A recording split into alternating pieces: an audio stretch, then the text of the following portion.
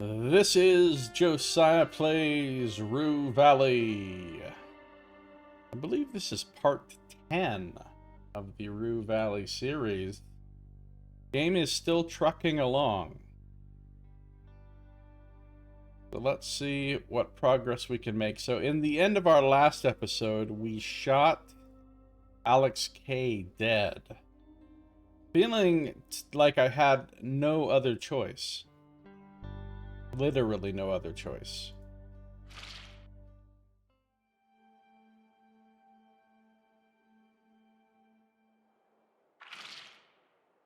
So here's dead Alex K. Every kill begins with K. I don't know. There's a lot of shit in this room and very little of it that I can actually look at or interact with. So much boom. Triple boom,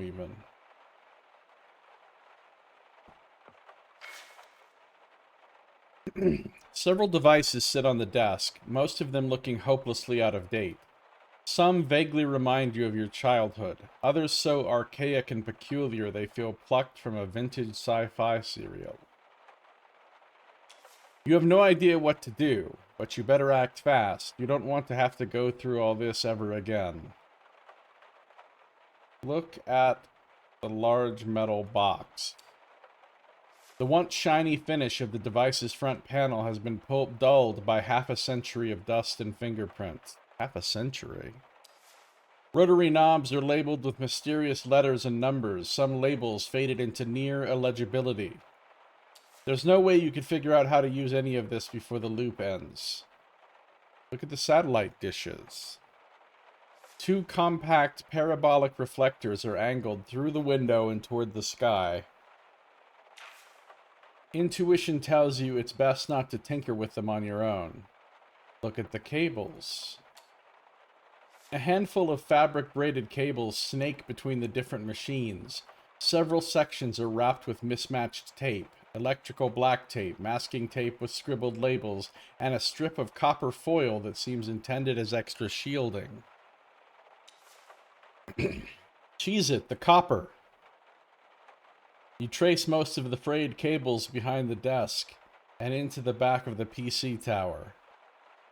It seems the computer is the heart of the entire setup. Perhaps you don't need to reverse engineer Alexander's analog wizardry piece by piece. If you can access whatever program he's running on the desktop, you may be able to control the receiver directly and tune into the signal without fiddling with ancient dials. Look at the monitor.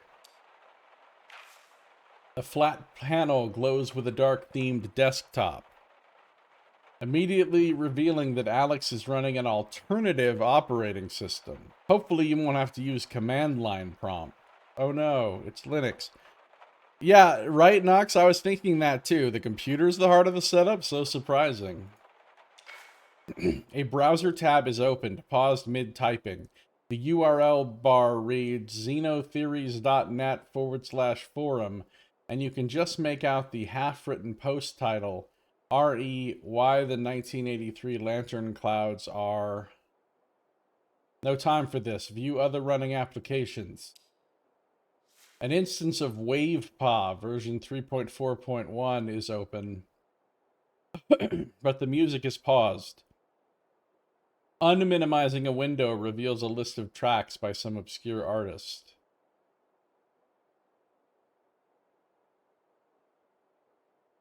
WavePa, it downright zaps the alpaca socks. The spectrum bars seem to happily ripple in response to your words. Check the icons on the desktop. Among random documents and games you have no time to check right now, you see a stylized satellite dish icon labeled Freakmaster. This might be the software interface for the receiver. Run Freakmaster. The program boots with a flicker of terminal code, then resolves into a simple interface. A list of saved frequency and decryption presets on the left, a waveform display on the right, and status indicators blinking beneath it. Signal strength, decryption module, and error rate. Judging by their names, the presets seem to be made by Alex. Half of them are just cryptic, the other half borderline insane. You scroll through the list. Click on The Beacon. The speaker crackles to life. You hear the faint hiss of a poorly tuned receiver and a voice that sounds like it's filtered through gravel and static. And so they keep us in the light. They think the light illuminates, but it only blinds. It blinds you to the shape of the cage. You look at the bars and see only empty space. You hear the lock click and call it music. The patterns are everywhere once you learn to see in the dark. The same symbols in the corporate logos, the same intervals in the pop songs, the same narrative on every screen, synchronized, a frequency of control. They think we're receivers, passive and obedient. But a receiver can be retuned. A signal can be jammed. Remember that. When the world starts to make perfect sense, that's when you know you're listening to their transmission. Seek the static. Find the gaps between the channels. That's where the truth hides. Not in the message, but in the silence that they are so desperate to fill. Keep your eyes on the sky, but your ears to the ground. The signal is weakening. I can feel it. They can feel it. That's why the noise is getting louder. This doesn't seem to be connected to Coral Destiny. Click on red information. Does red denote Mars or Coral in Coral Destiny? Let's hear it. After a long, high-pitched tone, an unnerving synthetic child's voice begins speaking. Swolf, ein, zwei, fünf, sechs... I can't pronounce those gibberish words. I don't think they're germane to this discussion anyway.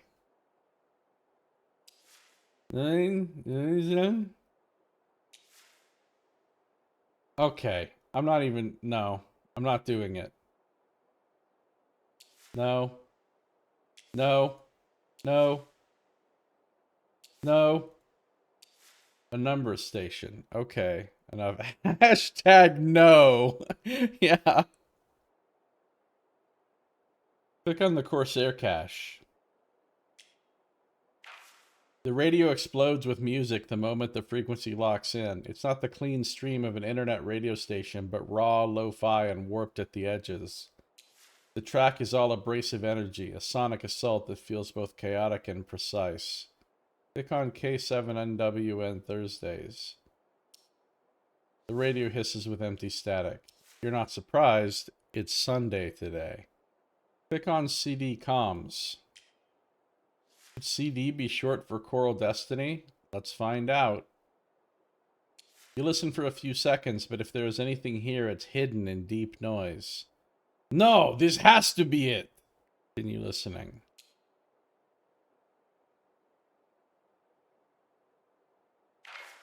Wait. It sounds like a female voice is emerging from the noise. With every second, it becomes more clear. Sunday time loop? Somebody set this up to avoid Work Demon Monday. I mean, that does make sense, actually. I don't want to go to work tomorrow. I guess I'll create a time loop.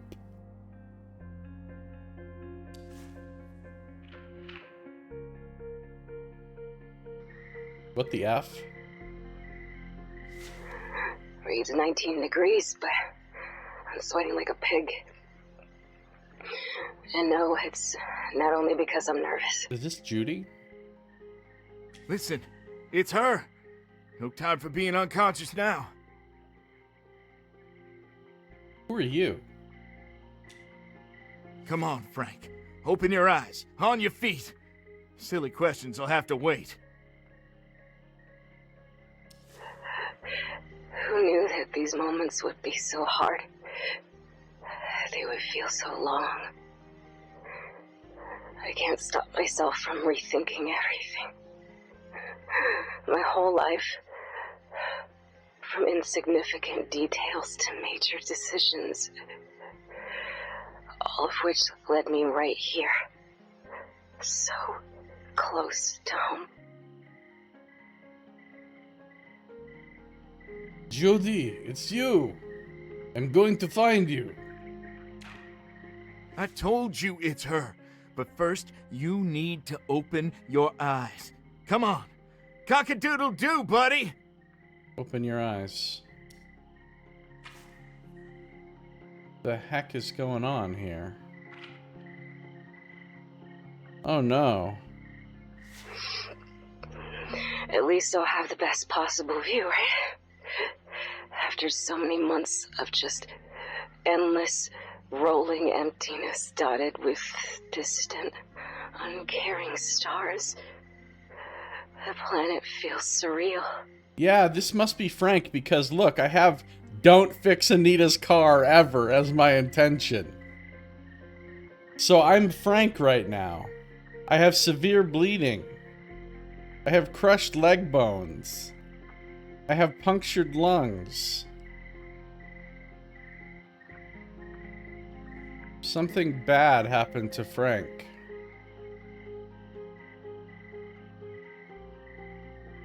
Judy, you're here. You idiot. She was here all along. Sitting on that payload adapter waiting for you. Calling you. It was no accident you came right here. Even if you only realize it now. And all the while they tried to stop you. First your sister, then that scrawny loser. But now that you've gotten rid of them both, it's only you and Judy. And me. But who is me?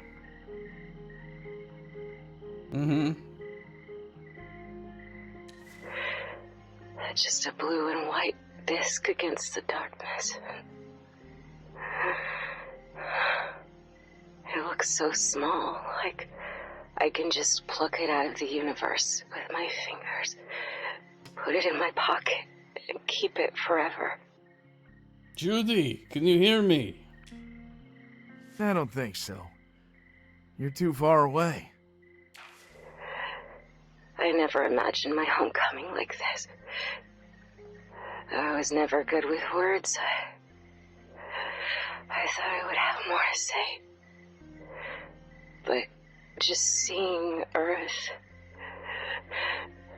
knowing that everything and everybody I love is down there. Thinking about the warm sunlight on my skin. And the smell of wet grass. And the whipping of the wind leaves me breathless. Literally.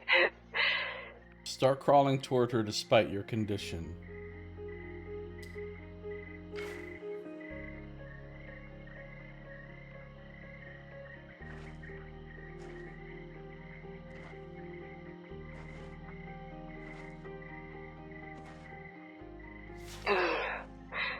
Though all is said and done now, the computer notified me I'm within short range.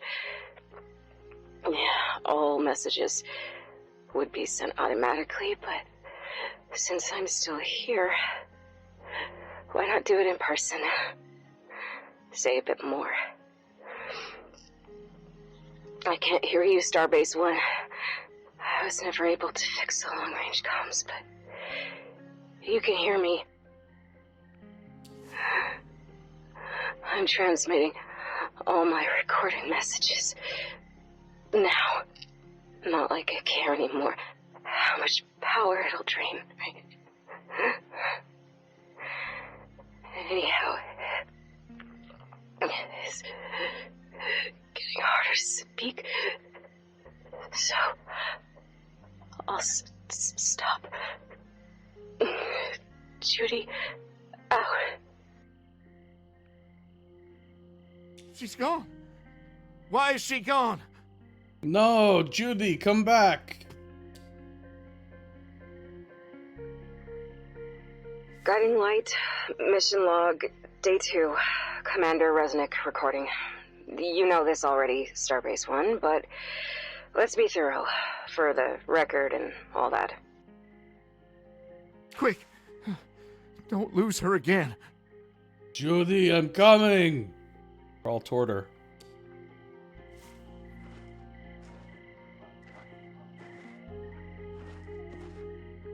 While performing a Transmars injection, the main engines went offline. Neither the crew nor ship's automated systems were able to identify the cause, so in consultation with the CEO and Mission Control, we opted for me to perform an exploratory EVA. Oh no, she had to go out in a spacesuit. And she was the one that had agoraphobia. Wait. Something's different. She sounds so distant now. Is she afraid? Judy, don't worry. I'm coming to save you.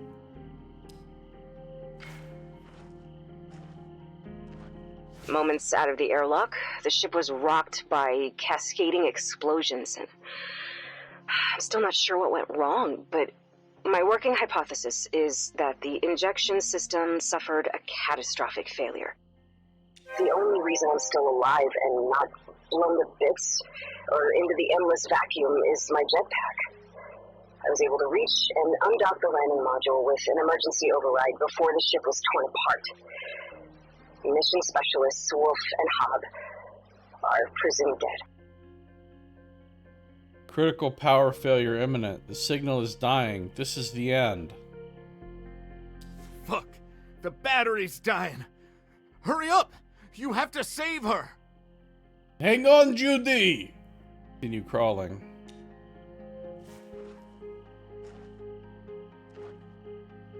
Since most of our TMI was completed, I'm still en route to Mars, albeit on an altered trajectory, thanks to the push from the explosions. I have yet to calculate my approach angle. Most of the lander's equipment is intact and functioning, excluding the long-range comm. 2 out of 10 solar panels have also suffered significant damage. I regret our loss. No, don't die! I'm coming for you! I love you! I love you too, Frank. You're not Judy. Who are you, rando guy?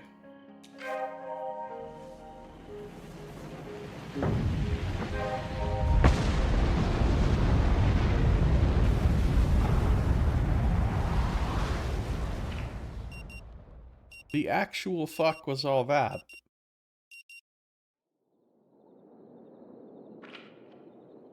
Still with me, Mr. Harold? Look, based on what I just saw, I really only have one possible response.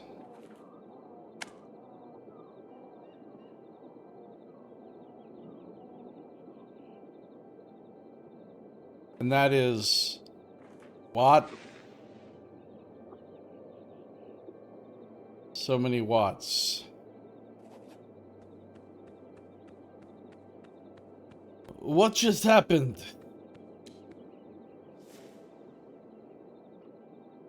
Hey, Splode. How you doing? At least it wasn't Japanese nonsense. Yeah, I mean, you never know.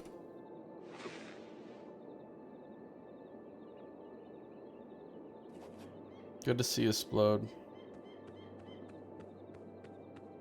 If you ever wondered how it feels to be in someone else's shoes, now you know. That was Frank. Exactly. Was. There's no chance anyone could have survived those injuries. And that was Judy, wasn't it? Could she be alive? With the state Frank was in, you're not sure if she was really there, but that was definitely her voice you heard on that radio. How can this be? The accident was years ago. impossible to know without the rest of that message. Looks like I'm gonna have to go shoot Alex again. But you made sure to catch the signal at the earliest possible moment. And it sounded like there's only noise before it. You even shot a man to do it. Indeed I did. You're slowly running out of options. I was already running out of options. I only had one option. Shoot a dude. I felt what he felt. Think about it. You both defy the loop in some way or another. And this vision you just had is only further proof that he is your ticket out of here. I didn't recognize the place from the vision. That's because you've never been there. I thought they've been everywhere already. Have you really? Mr. Harrow? Yes, sorry, I have to go now. Mr. Harrow, please. Give me my coffee, you jerk! What the actual Spit it F? out already! So, we've got shoot Alexander K, Eugene Harrow murder. How does that feel? Feels fine, really.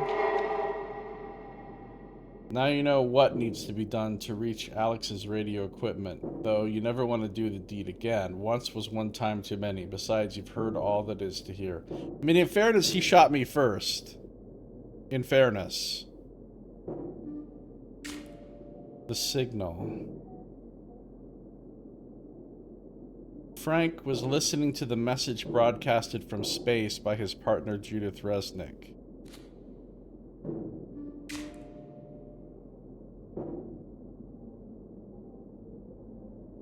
Why is this so narrow now?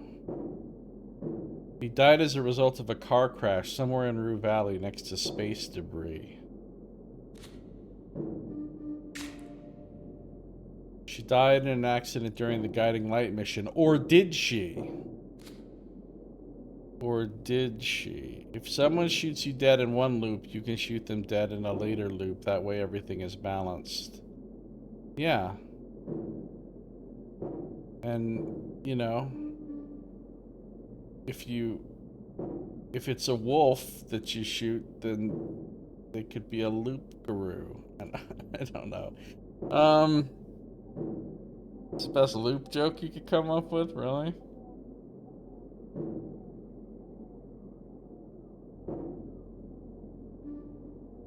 And they're alive again, so it's no problem. Exactly.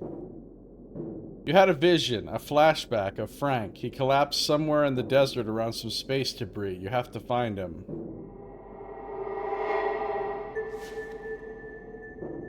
Let's see now. He's out there in the desert next to some kind of space-looking thingamajig, part of a rocket or something.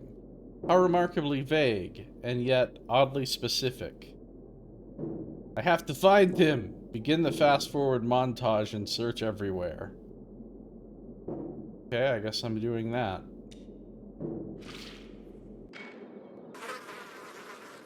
Well, there's a whole mess of scrap metal littering in the desert. Dozens, hundreds? Hell if I know. Yeah, but this one's really big, and there's an antenna on it, and a Cordal Destiny logo stretched across the side. Listen, you can't even turn around without that damn logo staring back at you, usually with some tech gizmo on it.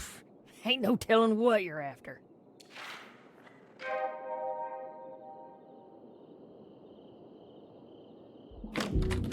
Space debris? What do you know about that? They sent you to keep tabs on me, didn't they? Didn't they? Don't make me shoot you again, homie. You think you're real slick, don't you? But ain't no scrawny-ass poser gonna screw me over. Now wait just a minute. Shut the fuck up and stand right there. I'm gonna call Cousin Cody. You got some real explaining to do. I don't feel bad about shooting him. Back off. Now. No, I was just... No handouts. You want something? Earn it. I'm gonna stare at her blankly. What did I say? Back off. See, That's dumb. That's just dumb. We know that, yeah, if you walk up to her while she's sitting there talking to Travis, she is all mad at you. But we also know that if you just play her song on the piano, she chills out and she becomes very easy to talk to and very friendly. So logically, you would just go in there and play the fucking song on the piano again, and then you would talk to her.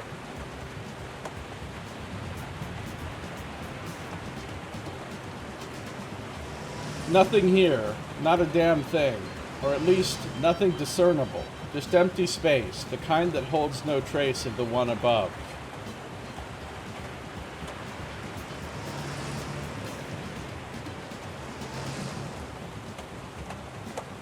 Cactus, shrub, rock, rock, cactus, bush, rock. Quite the scenery, huh?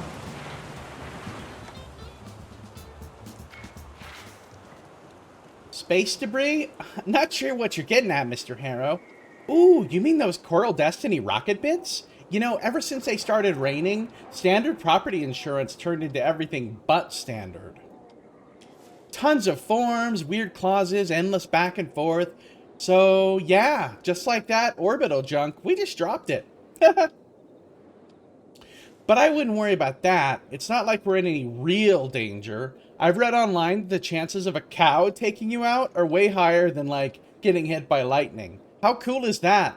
What are the chances of a cow taking you out, Nox? Cow-sassins. Yeah. You're walking along and all of a sudden the cow fixes you with a stare. The camera stare. It's direct correlation to beef consumption. Okay, that makes sense. Yeah. Every time you eat beef, your chance of being murdered by a cow goes up by like 0.5%.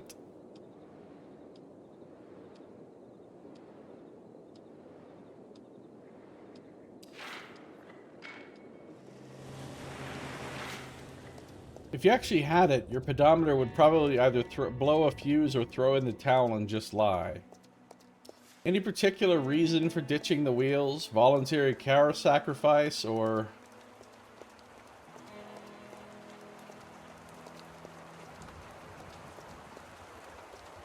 When everything else fails, follow your feet. If you say so. Still with me, Mr. Harrow?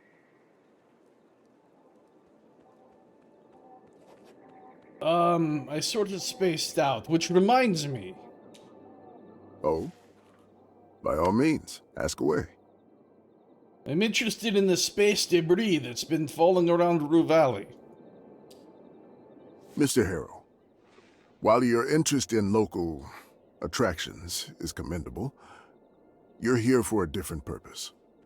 And menial distractions, local or otherwise, could seriously hamper our work. Oh, for fuck's sake, Dr. Snuffleupagus or whatever your name is. Like, oh, you're grabbing a dozen White Castle burgers? You might be getting knocked over by Biggie Cheese and the rest of the Mafia. Exactly. Just what I and everyone else here was thinking. Word for word. However, it's understandable that you need a period of adaptation to your new surroundings. Needless to say, you've got nothing to worry about. The universe isn't out there just to crash down on you. And if you stumble, we'll catch both you and whatever falls your way. Together. This guy's so full All of right, shit. That's it for today. Indeed. That space junk? Can't say for sure, buddy, but I reckon the locals are scraping those as soon as they hit the ground. They probably think it's worth something. Or they just need a convenient tin roof for the chicken coop. Not that I've seen many of those around, to be fair. To be fair. Now, speaking of things falling from grace, how about one Stargarita? Surrender to gravity and drop your head on the counter with a thud. she can. Back and forth, back and forth. Doesn't matter how far you lean forward, you're still tethered, like a swing. All the while, the strained groaning of rope sings a somber lullaby for someone who simply doesn't care to be found. They missed the sunrise. Back when things still had a beginning.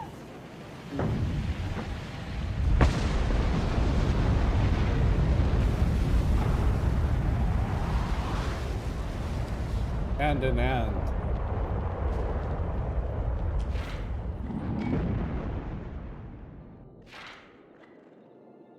Still with me, Mr. Harrow? Bury my head in my knees. Mr. Harrow, I'm aware that you may be experiencing a slight lack of motivation right now.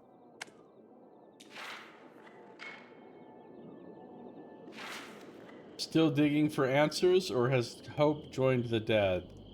Fuck it! I don't even care anymore! And fuck that guy! Don't speak ill of the dead. Still with me, Mr. Harrow? Lie down on the couch, bury your head in the pillow, and start screaming. Mr. Harrow!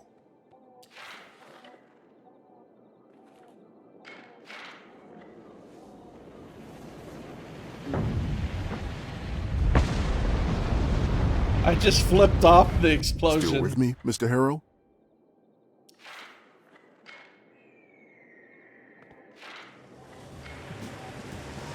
Triangulating the booms? That sounds complicated. Still with me, Mr. Harrow?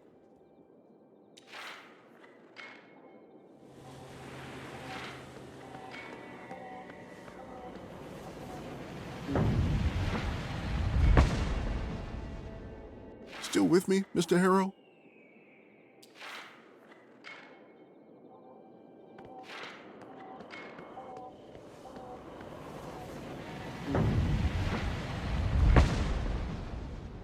Still with me, Mr. Harrow? For fuck's sake.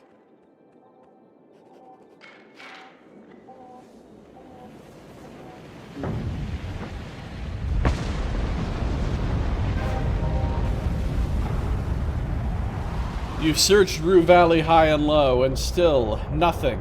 Either he's gone, swallowed by dirt alongside your sanity, or he's slipped just beyond reach, caught somewhere between the loop's claws and the edge of escape. Beep beep. Beep beep. Beep beep. Beep beep. Frank's gone. Really gone. All those loops, wasted breath. A scream claws up your throat, but drowns in a tar pit of hopelessness.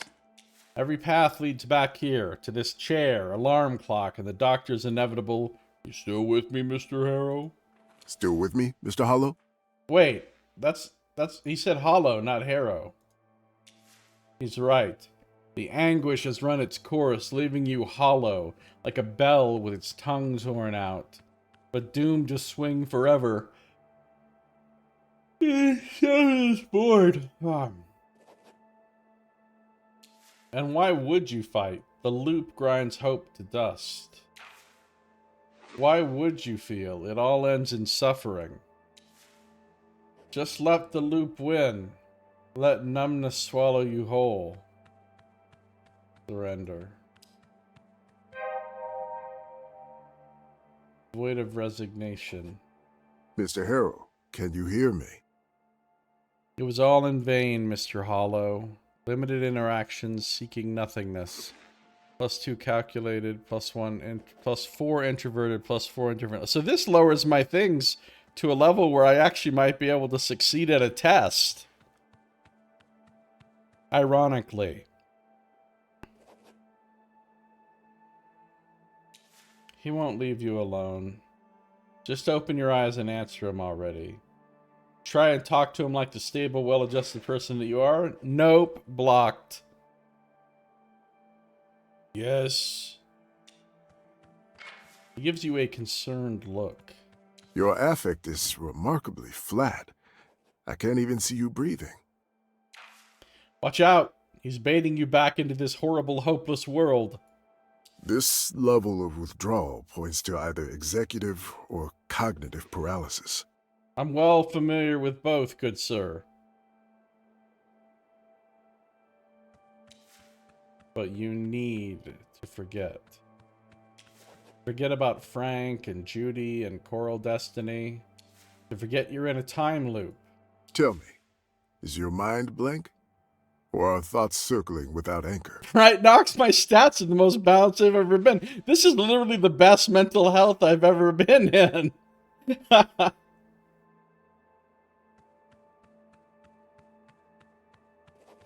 Blank, if only. You'd give anything to lighten consciousness's feverish grip. To embrace the sweet relief of nothingness once more, and be cast this way and that like a leaf on the wind. Mr. Harrell, are you present with me? Or are you dissociating? And you can. You just have to ask him. Snap out of this nauseating apathy at once. Nope. Blocked. Sorry. Haven't slept in lifetimes. Is that so? He seems to inspect the dark circles under your eyes. Well then, if you happen to have trouble falling asleep tonight... He opens his hand, revealing a single purple pill lying on his palm. He's like dollar store Morpheus. It's like Morpheus, but he couldn't actually afford a red pill and a blue pill. He just has one purple pill. He's like, here, it's the only pill I got, Mr. Anderson.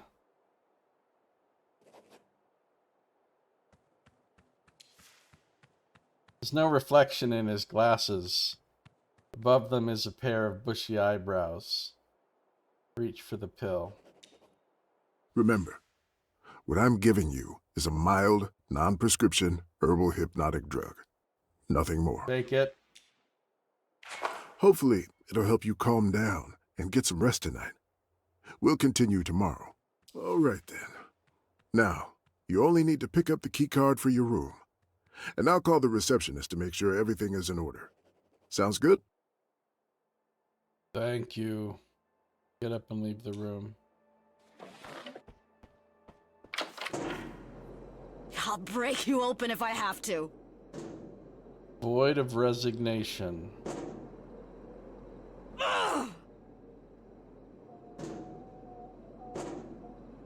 You spent loops and loops searching for Frank. jerk. You walked every millihand, cent a foot, every light nanosecond of Rue Valley that you could reach, but Spit you it could out find already. neither his body nor the space debris in question.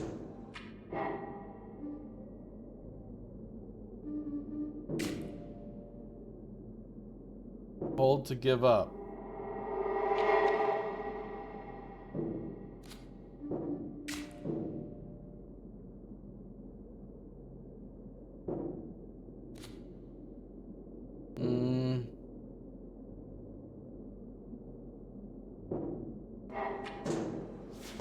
That's it, your ticket into sweet oblivion. Why not just swallow it right now? It doesn't really matter. Why not? Using saliva as a lubricant, you help the purple capsule find its way into your stomach. Now let's take the key card and get into your bed as soon as possible. Come on, you thief! See if I can repair the thing in this. She's not giving up. I'll break you open if I have But to. I am. Can I drive anywhere in this state? You don't see why. All roads loop back here. Give me my coffee, you jerk! It will all reset, so why bother? Spit it out already. Whatever. Just says whatever when you look at the thing. Come on, you thief! Interacting with the world seems pointless when everything resets. It's just a loop-trapped phenomenon. You're powerless to really change anything. An illusion of escape. Give me my coffee, you jerk! The only Spit it door you out want to already. open is the one leading to your bed. Escalate to customer engagement. What does that even... All right, fine. Transfer away. There's Yes, no point. Rue Valley Motel. Our Coral Destiny internet antenna is down? Another loop prop. The loop will reset it anyway. No, the repair tech already came Meh. yesterday. Said the internet will be up by noon All today. doors eventually lead back to Dr. Fink's room. Yes, I have rebooted the modem. It just doesn't matter. It'll all reset, so why bother? The funny thing is, I couldn't even look at most of these things Of course before. it's urgent. Our guests don't have Wi-Fi. The credit card machines are dead. We can't access reservations. Mm-hmm. Of course it's urgent. Our guests don't have Wi-Fi. Oh, hold on. I have someone. Hello, reception. Oh, what can I do for you, Dr. Fink? If it's about the Wi-Fi, She points her eyes toward you. Yes, he's here. Of course, no problem. Void of resignation, ignore her. She rolls her eyes as well, then smiles at you as she touches the button again. Hello? I'm very sorry. I will have to call you back later. Bye. She ends the call and turns to you. This is your key card. Just wait for it to be over. Suddenly she curtails her excitement as if she remembered something. Oh, you must be very tired. Perhaps I'll tell you about it some other time. It's a really interesting story. Here. I'll just need your signature. Sign the document. All right. Thank you. She barely manages not to laugh. I'm here if you need anything. Enjoy your stay. Bye. I got the key card.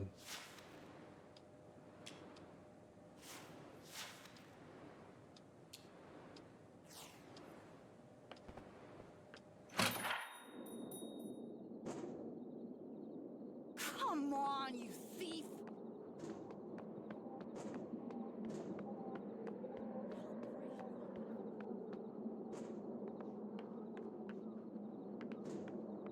No point. You're powerless to really change anything. Give me my coffee, you jerk! Unlock the door and enter.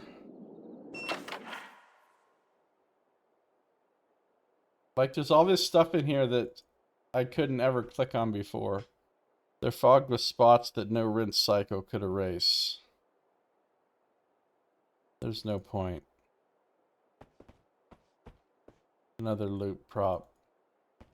And the reason we were searching for Frank is that he was the only entity that wasn't affected by the time loop. Exactly.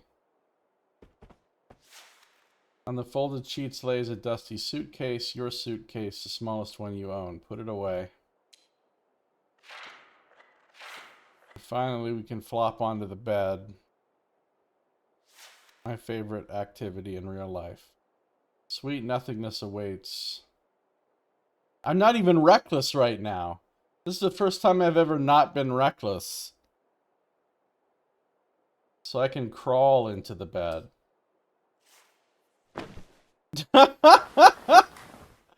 I've never gotten into a bed like that before. Soon, dreamless sleep will extinguish your thoughts. Turn off your phone. Good, Percy won't disturb you this loop, and now the final step. All you need to do now is let your mind turn off. Close your eyes. Bro, if I was in a time loop, I would have so much more fun than this guy's having. Just going around doing ridiculous shit to see what would happen. Like, pretending to be different people, like, role-playing different fake scenarios to fucking, like, con people into believing shit. Because there's no fucking consequences. So, like, you know, I don't know. You could just constantly be fucking with everybody. It would be hilarious. I mean, I guess that would eventually grow old too, but... The images return, as always, chasing one another, but you know they'll stop soon.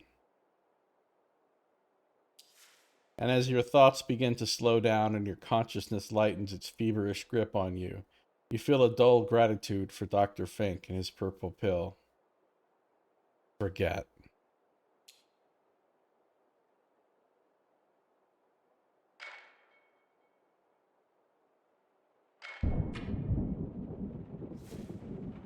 The sound of the loudest thunderclap jerks you out of your slumber. If only I could turn it off. Go back to sleep.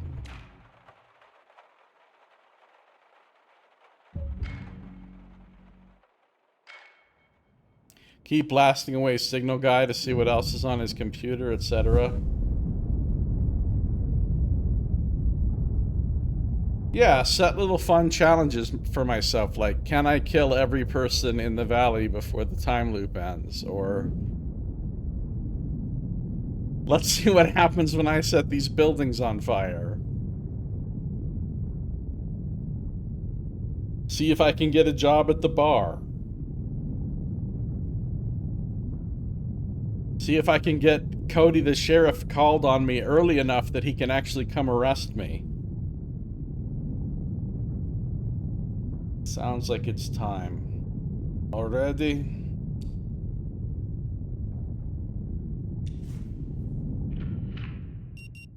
Just acting as James Bond GoldenEye any percent runs through town. Here we go again. Still with me, Mr. Hollow? Yes. Your affect is remarkably flat. I can't even see you breathing. Sorry. Haven't slept in lifetimes. Is that so? Well then, if you happen to have trouble falling asleep tonight, Reach for the pill. remember, what I'm giving you is a mild, non-prescription herbal hypnotic drug. Nothing more. Take it. Hopefully, it'll help you calm down and get some rest tonight. We'll continue tomorrow. All right then. Now, you only need to pick up the key card. Oh, you must be very tired. Perhaps I'll tell you about it some other time. It's a really interesting story. It's not. Here.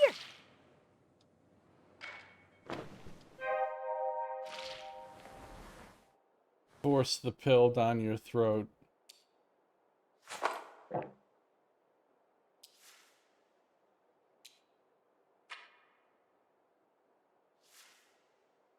The images return as always, chasing each other in the same tired circles, and you count the seconds until they stall. Forget.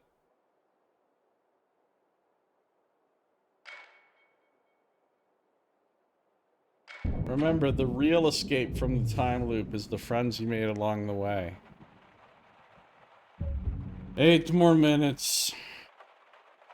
The thing is, I think we're going to discover by the end of this that the answer was inside him the whole time.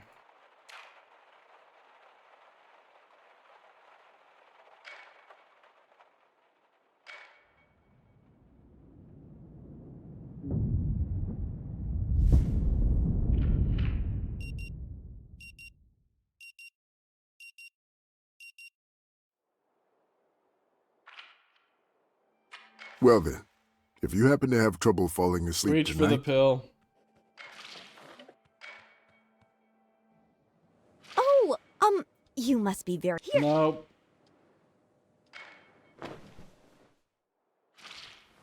Forget.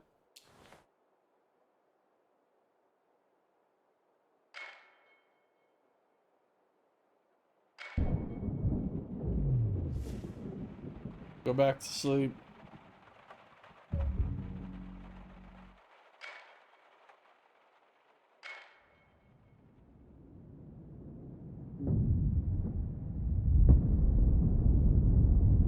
You think this whole thing is happening in his mind? He might even really be Judy experiencing her last moments, thinking about what Frank is doing, etc.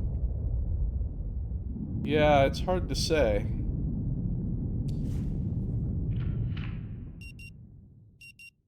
It's hard to say. Or he could be Frank.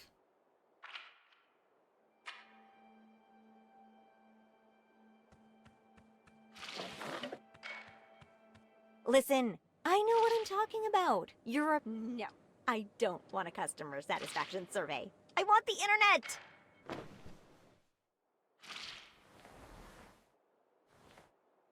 this point, I don't even have to click anything. It's just doing the loops by itself.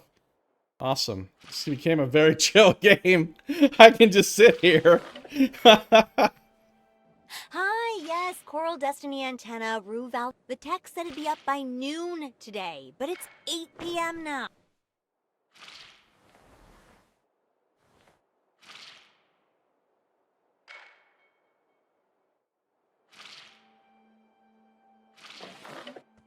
It's just, that's it. This is what happens now from now on. They're like, the game has 100 Yes, your hours of colleagues already gameplay, suggested- but 80 of the hours is this.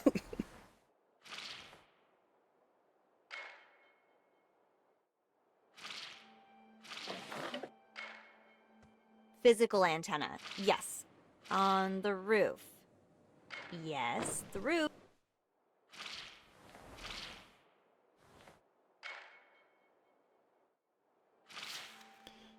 The frenetic sound coming from a century-old clock nudges you out of your routine.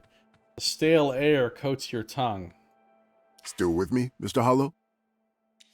The pre-scripted words to summon the pill await on your lips. Just endure the next couple of minutes and you'll be in bed again, numb. But even these minutes grow heavier. You packed consciousness tight into this narrow window, only to compact it into something denser. Now each return from dreamless nothingness strikes like compressed shrapnel, piercing deeper with every loop. This is how I feel when I wake up. Damn it, this is not working. Mr. Harrow, I am aware of a slight lack of motivation you may be experiencing. Oh, is that what right you're now. aware of? You shrank the loop to 4 minutes instead of 47, crammed your world into 3 rooms instead of the entire Rue Valley. By trying to forget it, you've made it tighter and duller. You've made a loop within a loop. Loopception. And we'll surely be coming back to this condition of yours later during our sessions. Shut up. Shut up. I shoot the doctor. Maybe that's the solution. It always starts in the doctor's office.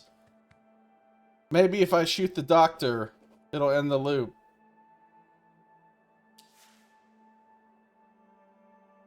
Your condition. Perhaps he's right. What if your condition has tricked you? It promised you oblivion, but only deepened your misery.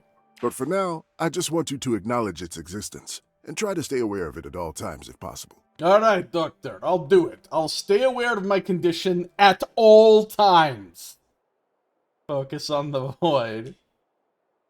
And just like that, you obey him fully for the first time. You stare into the void.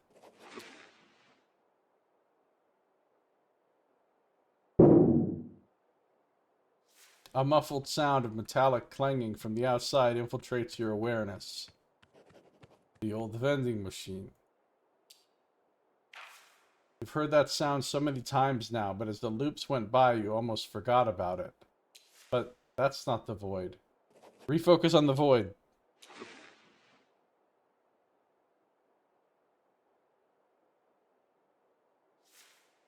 Dr. Fink has been strangely quiet for some time now.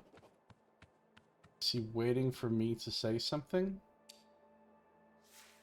Perhaps, but you're doing exactly what he asked you to do, focusing on... You really can't focus on the void, can you? No. And how could you? One can't see the absence of an image. One can't smell the lack of a scent. Or is nothingness just an illusion? Emptiness, but a result of failure to find those little somethings hiding deep inside. I mean, it pretty much is, when you think about it. Everything is full of tons of tiny shit that you can't see. It's not like the air that we're breathing is actually empty. Even in space, it's not completely empty.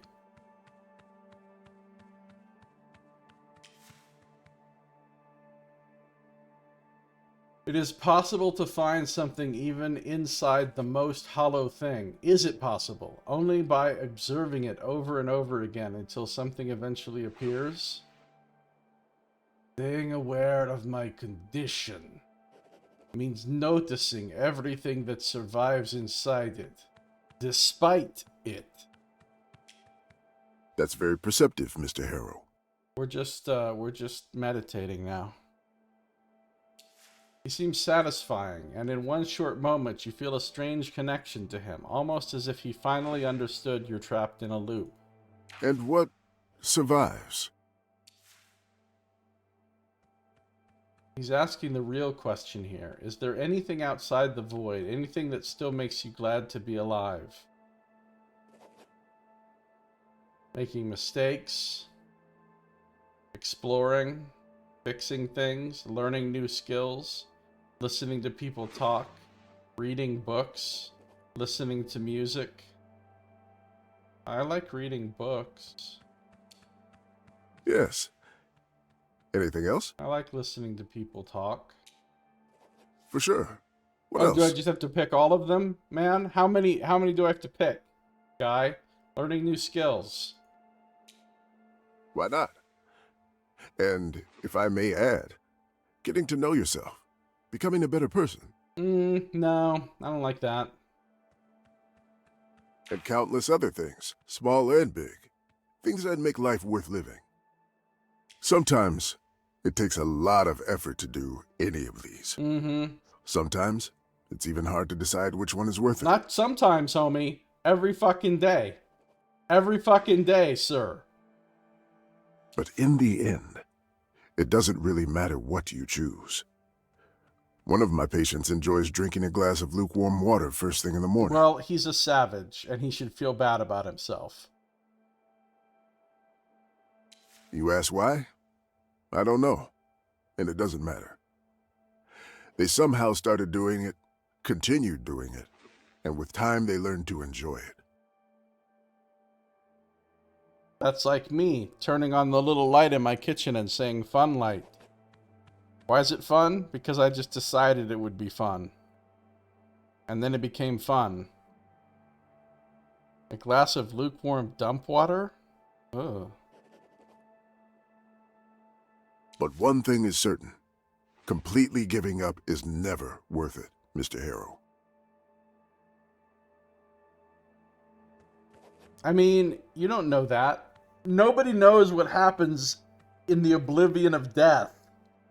Everybody's like, you know, it's not worth it to die because blah, blah, blah, life could be better. You don't know what's after death. After death could be fucking rocking. Or it could just be literally nothing, which is the most likely scenario. And if it's literally nothing, well, sure, there's nothing good in that, but there's also nothing bad in it. So it's a total, it's a wash. It's a net neutral, right? The only way that dying would be bad is if there's literally some sort of negative afterlife. Like if you're actually going to go to hell or something, then obviously that would be very bad. But what are the odds of that, really? Like, realistically, not very high. With the water being that sludge in this game, yeah. Yeah, the sludgy water. I forgot about that, Nox. Like, sometimes I lay in bed for many hours doing nothing. And I think, I'm wasting this day. But then I think, does it really matter? I'm gonna die anyway. Like, is it gonna matter on the day of my death that I wasted this day? If I got up and did a bunch of other shit, ultimately, is that gonna matter? Like, I might as well waste the day. Sleeping is a time speed-up hack. Yeah, sleeping is like time travel. Sometimes I just think, why should I bother to get up? And then I don't get up because I can't answer that question. Sure, sometimes I feel motivated to do a specific thing. But that's just a feeling that I have. It doesn't actually mean that that thing was worth doing. I could have just stayed in bed that day instead of doing that thing, and what difference would it have made to the universe? And what difference would it have made to me when I'm on the day of my death? I don't know. These are questions. These are questions I ask myself. But these motherfuckers always act like they just know everything. One thing is certain, he says. It's not certain. You're not certain of shit. You're just guessing, bro.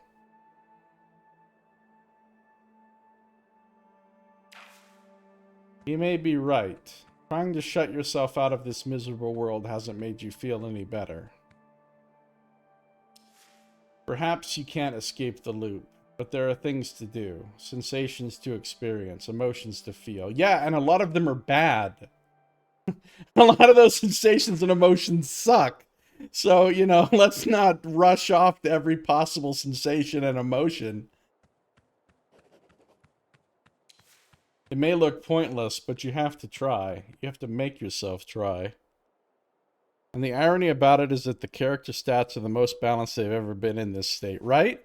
Like, I'm actually not reckless or dramatic or fucking, you know, nosy or any of the things that I normally am. I'm just zen. That's another thing. If I just stay in my bed doing nothing, I'm not hurting anyone else. Whereas if I go out and interact with people, there's a chance that I will hurt someone. Even if it's completely inadvertently. So really, I'm keeping the rest of the world safe by just staying in the bed. You're welcome.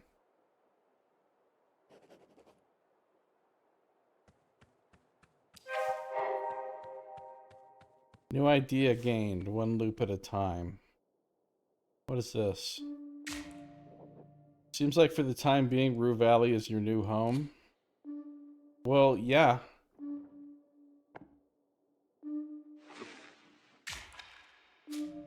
Every time you find yourself back in Dr. Fink's office, you get to make a decision. Either collect all your strength and give yourself some reason to live through the next 47 minutes, or take the pill again.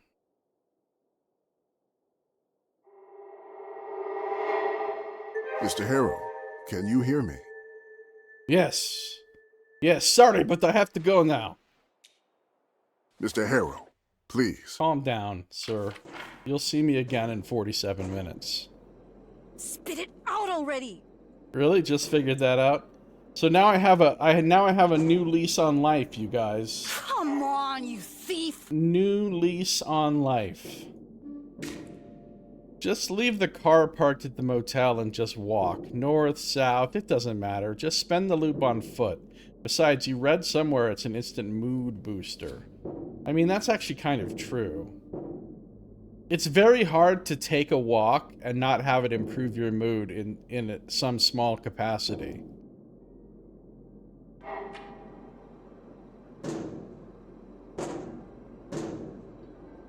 I'll break you open if I have to. Maybe I can help. You know, I can find purpose in my existence in this loop. I can feel good about myself knowing that I helped Riley get her cup of coffee every day. Sure. Give it a go. Wow. And then that's it. Then I leave. I can feel good knowing that each day I managed to rid the world of Alex K.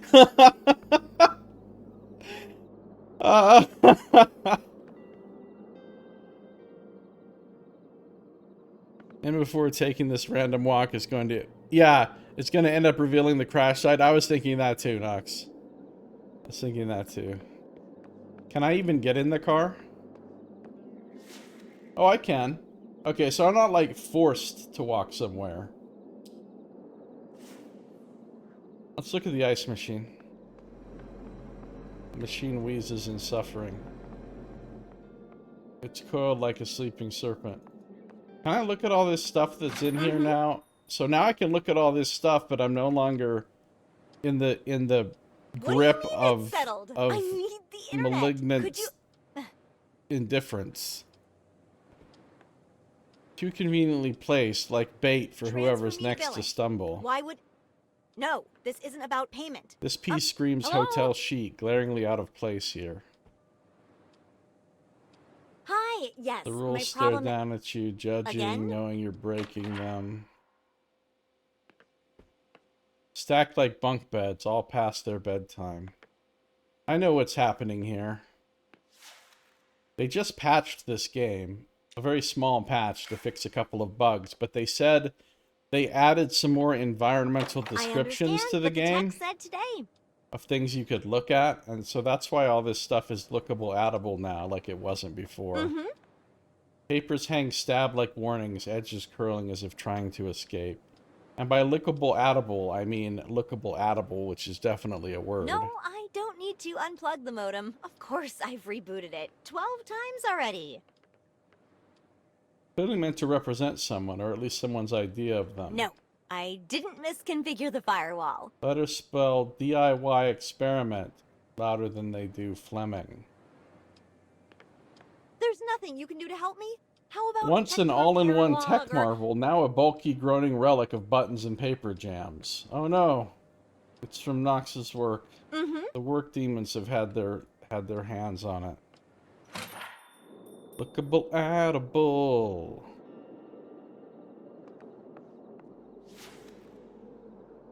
I could go into Frank's room.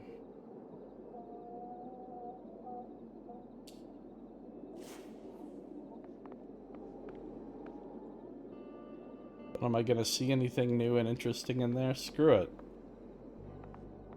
Let's do it. I don't even want to bother to get the master key. I'll just... Oh, kill some time, then come back? Why can't I kill some time standing right here? Fine, get the master key.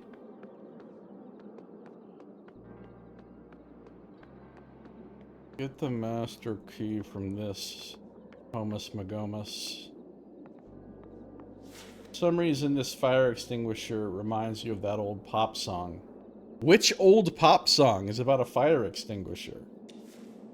I'm burning inside day and night. Bring me the hose. Bring me the hose? What the fuck song is this?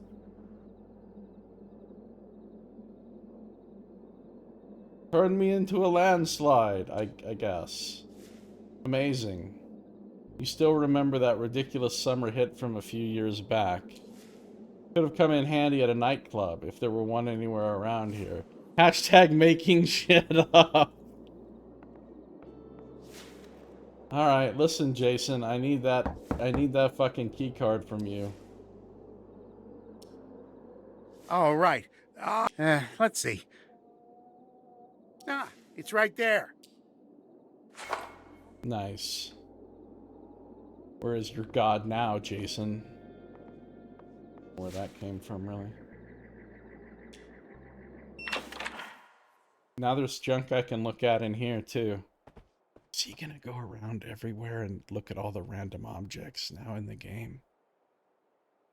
Yes. Yes, I am. What we like to call... It's what we like to call... Josiah speed.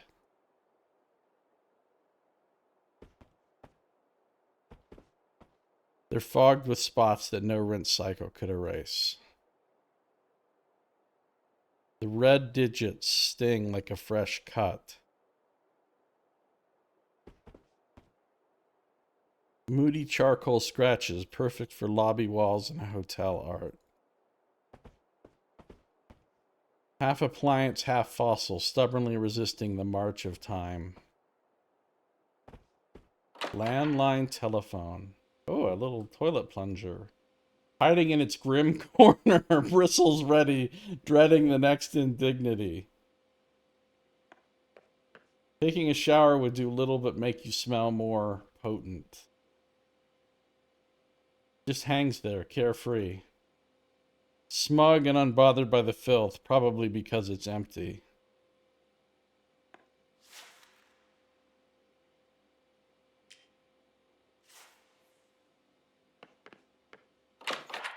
What can I do on my phone? Jack and or shit, okay.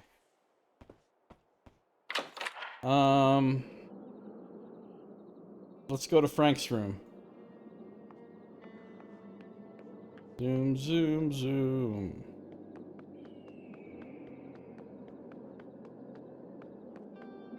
It's weird that I still can't even look at the bicycle, though. No bus until tomorrow. What kind of crappy bus stop is that?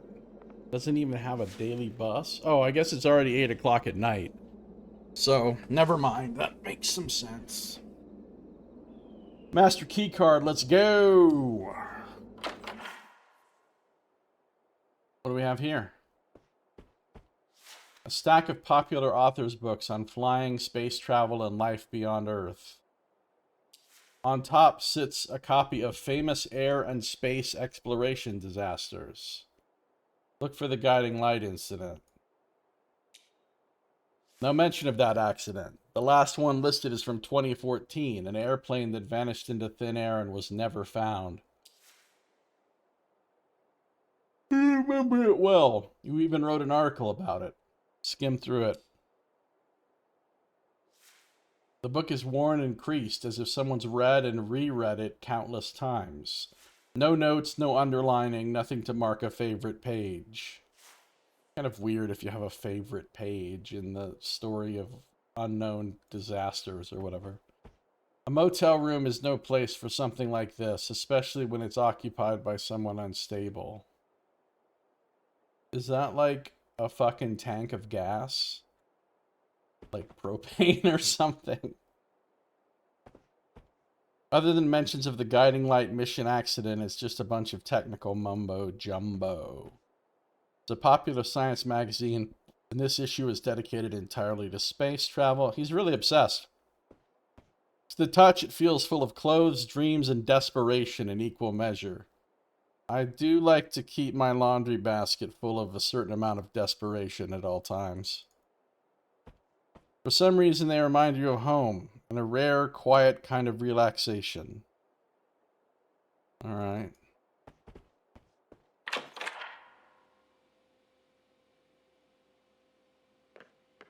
The tub yawns wide, shadows bubbling where water should be. Okay, if the shadow's bubbling, I'm kind of concerned, I'm not gonna lie. The dark glass over the sink offers no reflection worth keeping. We got some shoes. Low-top beaters, scuffed and sour, but just your size. They're not really my vibe. Walking in someone else's shoes, definitely not your style. But if I put Frank's shoes on and go for a walk, I might be able to find Frank, because your feet lead you, or whatever. So if I had his shoes on, I mean, come on, it's logical, guys. It's logical. Mottled and stiff, the bag exhales the unmistakable scent of damp mold. Stiff and dry to the bone, its fibers set like brittle straw. Oh, nice. The old super stiff towel routine. That does make sense. Definitely worth a shot. But no, my guy's like, I refuse these shoes.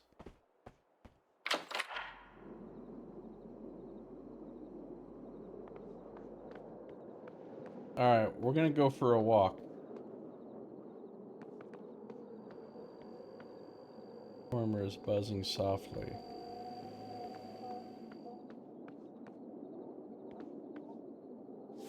The sign is hard to miss, even from a distance. As you approach the motel, you felt like a moth being lured in by a flame. I actually really like motels.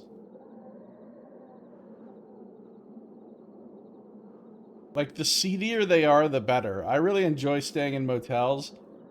Especially when, like, they just look really run down and fucking shitty, you know? Something about motels like that really comforts me, and I don't know why. If only you had known what this place had in store. You'd have stepped on the gas and never looked back. Never looking back, just driving into the sunset and night. Driving straight back to all the problems and messes you've been dodging. Back to square one, let's be honest. Oh, okay.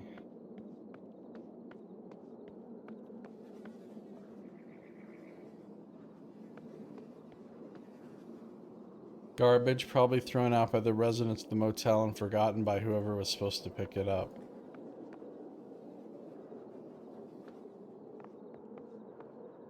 A gleamy new lock protects nothing but silence on the other side. I have the master key. I'm burning inside day and night. Bring me the hose. Turn me into a landslide. Hey, it's that song again that they're making up. The mop with a bucket. Yay. The keycard lock feels out of place. Too modern for a door this old and battered. Okay. Kind of weird now that Riley has her coffee, she just stands there. I guess time is technically frozen, in a sense. Alright, we're going. We're walking. I'm walking here. The sun still burns as bright as if it was in the zenith, its heat absorbed by the asphalt. Let's go for a walk.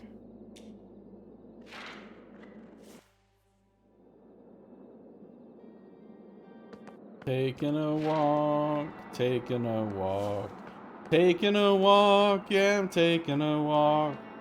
I am taking it, it's a walk, that's why we call it taking a walk. Alright, you know how this walking thing works, or at the very least, you knew. Nice says, do we even know what problems and messes our character's been dodging? Well, apparently his problems are that he's fucking reckless, dramatic, and nosy. But no, he did have some memories of the incident that precipitated him coming here. Which was like the thing with the elevator. And he was in an elevator and it got stuck and he started messing with the wiring and everything. And then he started a fire in the building. That's about all I remember.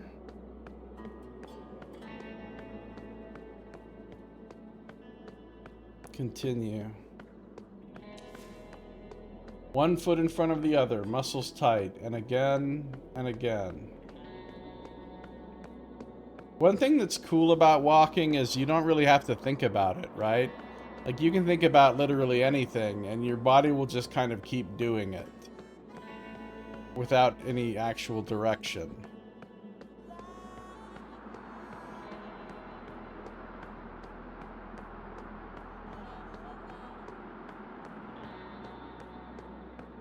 I'm only doing this to prove it's shit and that staying in bed is a far better option. I know that feeling. I've done that before. You never know. Maybe something profound and life-changing will happen out on this walk through the desert. It won't.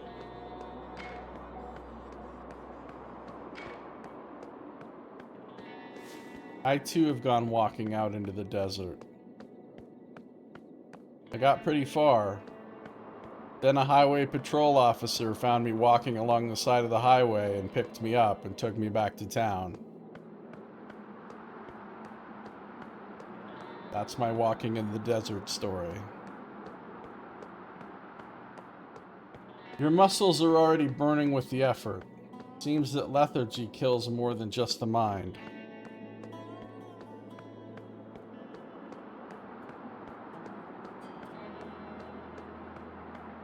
Fucking hell.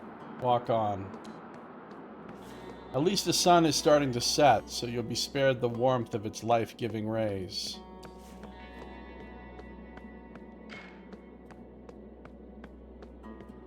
Hate life-giving rays. Those are the worst.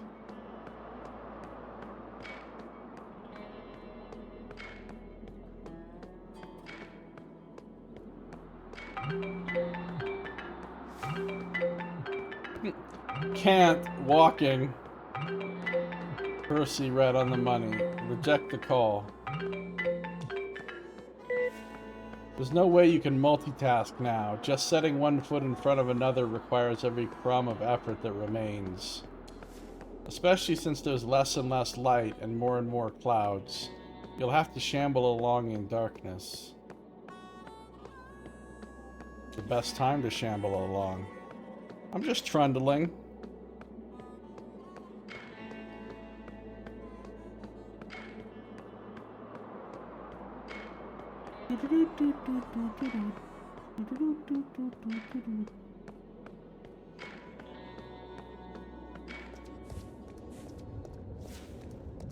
First drops of rain remind you that a storm is coming to deliver its downpour of rain. Going back is pointless. I'm fucking 15 minutes away from the hotel. I'll be walking back in the rain the whole time, and by the time I get there, the rain will stop. Even the heavens need to piss on me. You'll have to endure.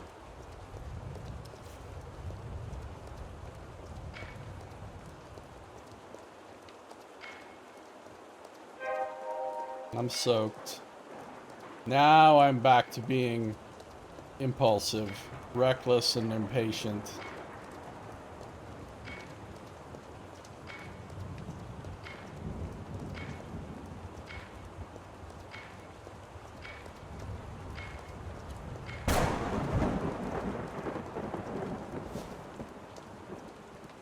Lightning splits the night sky apart, and a heartbeat later the thunder roars. Just keep on walking. 9 more minutes to endure this drudgery.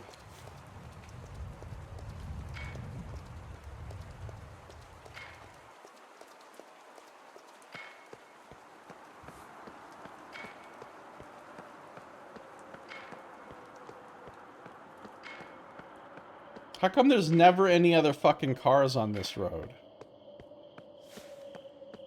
Far to the north, roaring foreshadows the explosion of colors that will tint the sky. The end is nigh.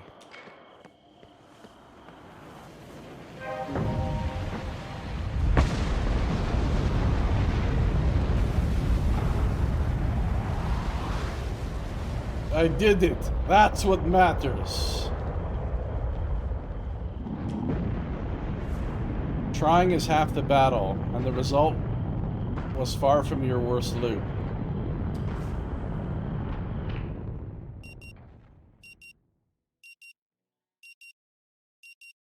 Shamble, says Knox.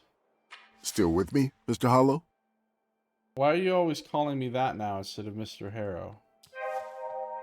New loop, new opportunity. Are you ready to live? Summon the will to live this loop.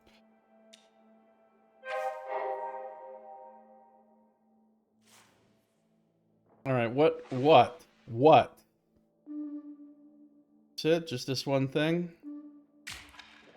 One loop at a time. You get to make a decision. Either collect all your strength and give yourself some reason to live through the next 47 minutes, or take the pill again.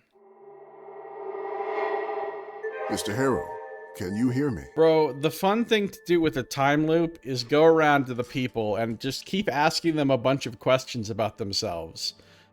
Tons and tons of questions. And then you can go to them and pretend to be a fucking mind reader. And be like, tell them that you're reading things about their past from their mind, and they'll be amazed.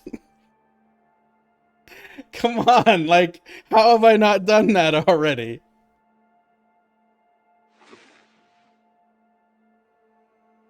It is I, King of the Psychics.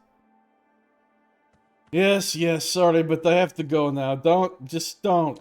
Mr. Harrow, No. please. No, I don't care. It is I, the King of the Psychics.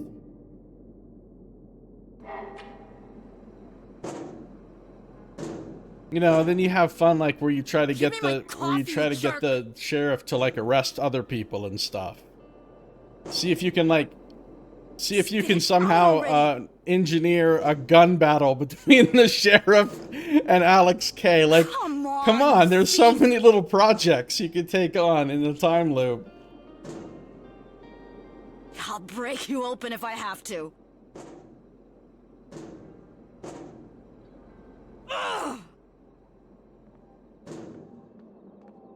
Alright, apparently we're pleasure driving south. Let's go for a pleasure drive south where there's no roadblock to stop your trip. Just you and the road beneath your wheels stretching on forever. Start early so the journey has time to breathe and time to last. Look, I'm almost out of inspiration finally. Come on, you thief! I'll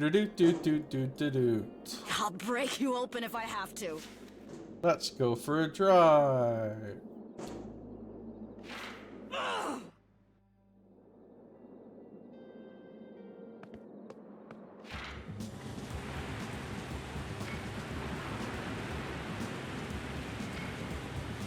He doesn't sit like he's in on Pleasure Drive. Fucking lean back, bro. Lean back. The car glides down a familiar road, every bump, every curve known to you. He's a gamer. His body is permanently formed into that shape. He's incapable of sitting back. You pass by Max Gas. Maxine's inside as always.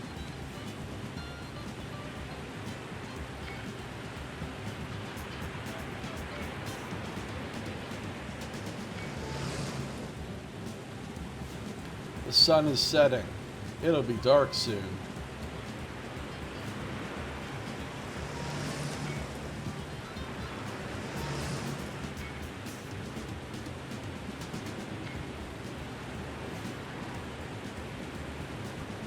The graveyard slides by on your right. Keep driving.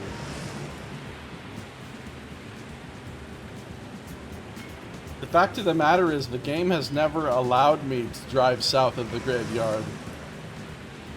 Also, why the fuck am I swerving back and forth over the middle line? Why is my guy such a shitty driver? Percy, no doubt. No, I want to focus on driving.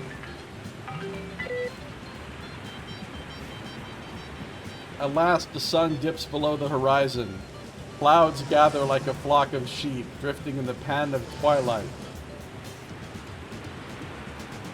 Rain is only the intro. Thunder is the main course. You know what else would be fun? Is like go to people, because you know exactly when the lightning is going to strike, so then you could convince people that you're the god of thunder. And be like, you doubt me? Let the lightning strike now! And then it strikes, and they'll be like, holy shit, how did you do that? Come on, you could have so much fun with the time loop.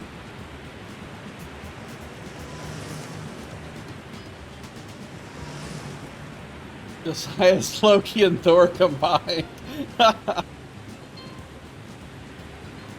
Loki.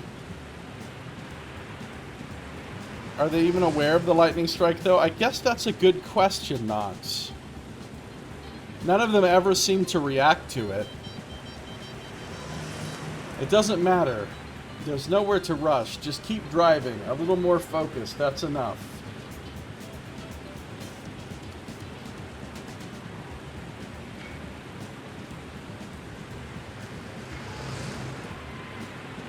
I really do like pleasure driving, though. Driving's fun. It's relaxing. It's just kind of an expensive thing to do if you're going to drive a long distance because, you know, gas isn't cheap. The rain begins, first scattered drops, then a gathering horde, until the shower thickens and the windshield becomes its canvas.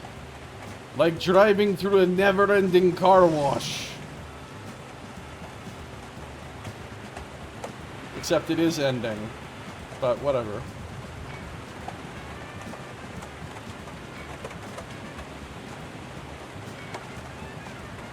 I like driving in the rain too. It's very comforting. Unless it's raining so, literally so hard that you can't fucking see, then it's a little bit less comforting.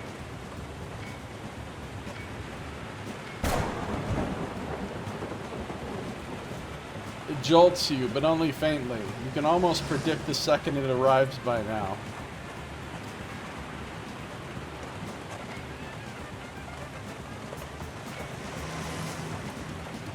Like, you know how sometimes if you're driving in like the really heavy rain and it's raining so hard that even with your windshield wipers on full speed, they're like unable to clear all the water up your windshield enough so for you to actually clearly see?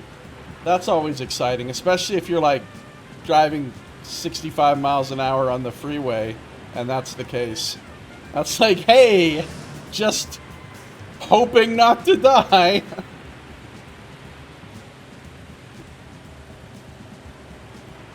I only don't like it when it's in a place with deer and heavy rain. Yeah, I don't think I've ever really seen a deer while driving. Maybe I have, but I don't think so. I've seen a bunch of deer while hiking and stuff, but not while driving. In the rearview mirror, the sky begins to turn red and yellow. Almost time. You live on a windy road that is 65 miles per hour and there are deer all over? Oh yeah. They cross all the time and get rid by the big lumber trucks. You know, evolution's not really doing its job. Shouldn't deer by now have learned not to do that?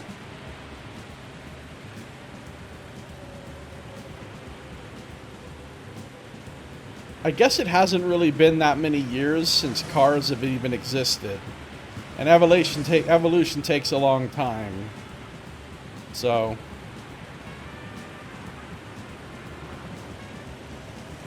they go where they can see, and when you put their lights on them, they kind of go crazy.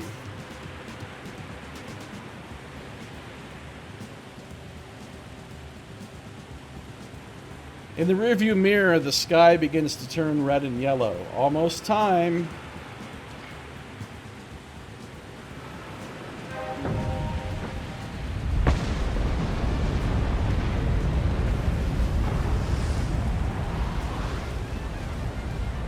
Strange.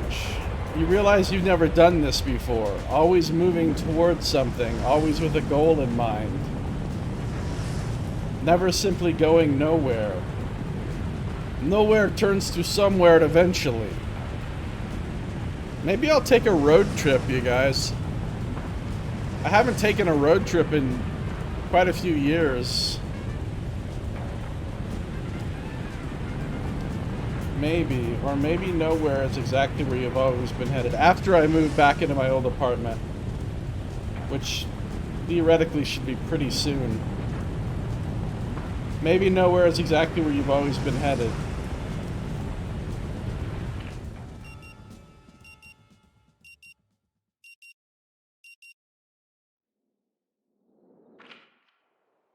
Still with me, Mr. Hollow? Oh my god. You're lucky that the fucking gun does not follow me through the loops like Frank's phone. Oh, speaking of Frank's phone, has Robin had it this entire time? New loop, new opportunity. Are you ready to live? Yeah. Okay, now what? New idea gained. I'm gonna run out of inspiration now.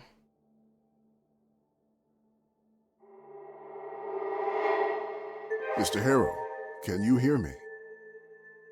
Yeah, whatever. Shut up. Mr. Harrow, please.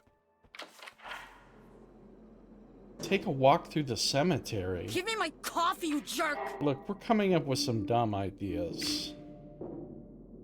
Sounds like a wild idea. Spend this loop walking through the graveyard, but why not? I guess. Let's see if I can get Frank's phone back. Already. Hopefully it's fully charged by now. Supervisor. Sure, put them on. Robin. Give me phone. Oh, hello, Mr. Harrow. How are Can I you? take my phone back? I can help you find it. It's on your charger. It has a cracked screen. Okay, but how did it end up there? Magic. I put it there while you were on the phone, actually. All right, then. Here. Thank you for your trust, sir. Ooh, it is fully charged now. Nice. Check the internet connection. Okay. There's no Wi-Fi here. I don't think I can do anything else with his phone anyway, but I'll break you open if I have to. his phone keeps charging because it's not in the loop. Yeah, his phone is the only thing that's not in the loop.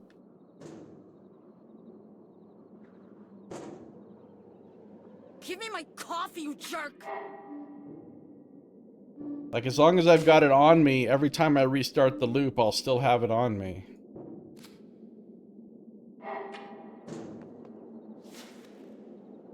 Alright, we're driving south.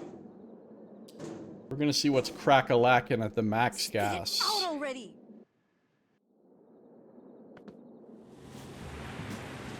And then we're gonna go to the simulator. Look at me, I actually managed to get through all that inspiration. I had like 1 billion inspiration.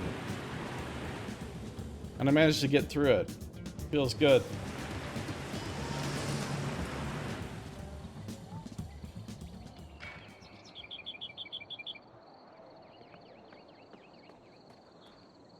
You're leaving Rue Valley. No, you are not. I don't care about breaking into her car again. The gas tank stands alone, either left behind or simply forgotten.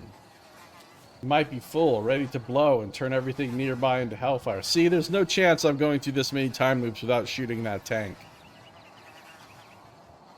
Or it's empty, useless, slowly rusting under sun, wind, and rain, unwanted and wasting away.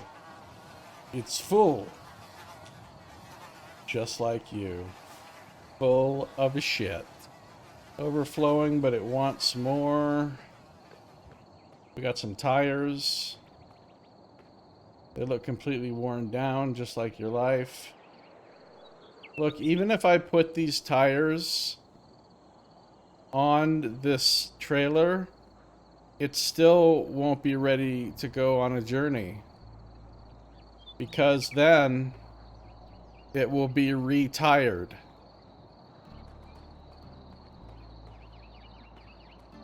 A dirty curtain blocks the view inside the trailer, probably for the best. It reminds you of your mind sometimes, better left alone. Unhammer has been dropped.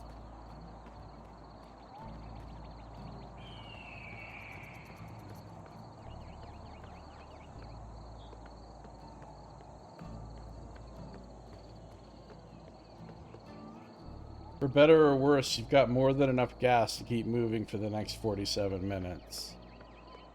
That's good. This windshield fluid made the top 5 last year. You'd know, you were the one who wrote the article. An old school setup, soapy water and a brush, meant for cleaning windshields with love and painstaking care. I hate it. Always went to the car wash instead. Still, the sight of a gleaming car always made you smile. Shame there's nothing like that around here.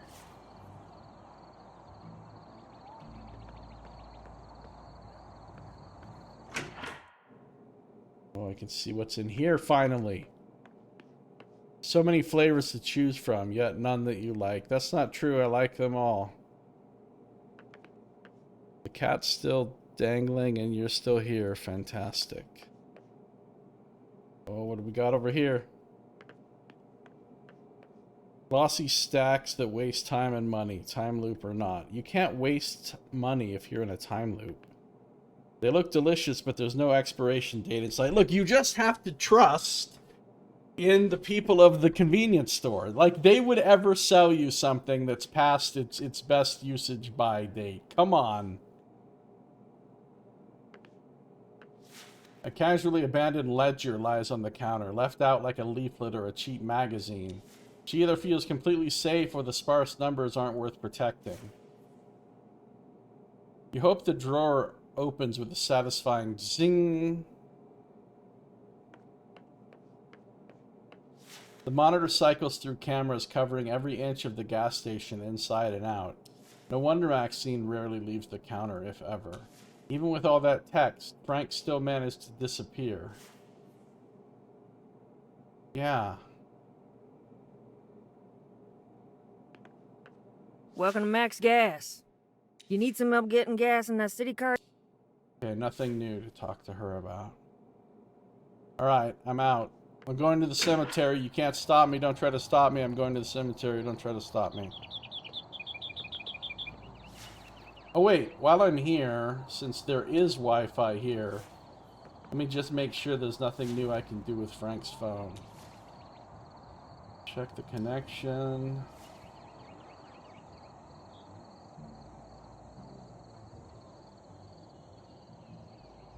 Direco wipe. I should change my Wi-Fi password to Direco wipe. Okay, check the email.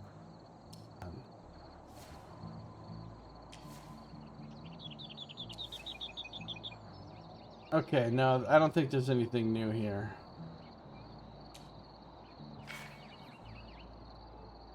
Alright, we're going to the cemetery.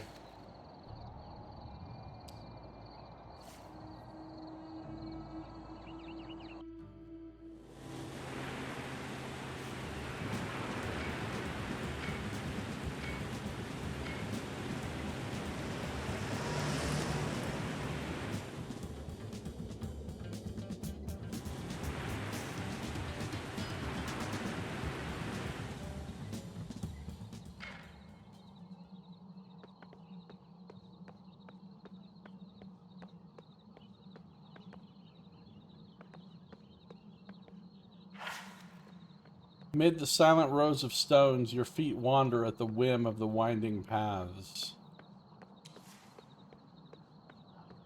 Should have been wander at the whim of the winding ways.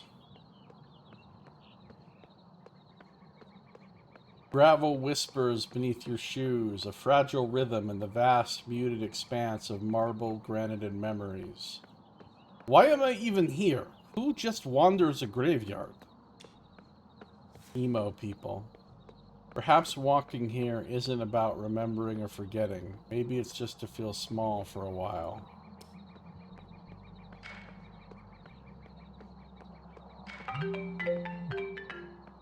Could also do grave robbing loops. Such a good idea. Silence the phone. I said silence! Thank you. Apathy is death. Worse even, for even a rotting corpse serves the soil and has the worms for an entourage. Death is an end. Apathy is a void. You know how I think of it, you guys? When I'm stuck in apathy and complete lack of motivation and I don't do anything, I think of it as I'm saving my resources for when it matters. So that way, if I'm needed to do something, someone needs my help, something comes up that's urgent, I'm not drained. I've got all my energy and all my inner reserves ready. But if I just waste all my fucking motivation doing random bullshit, then when the day comes, I'm not prepared for it, you know?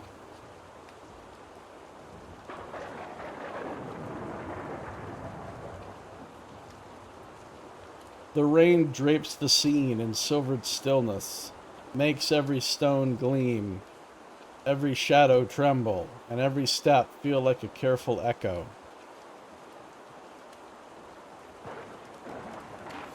For a moment, it feels like something out of a romantic poem, soft and reflective, but a jagged flash across the sky hints that a turn toward Victorian horror isn't far off.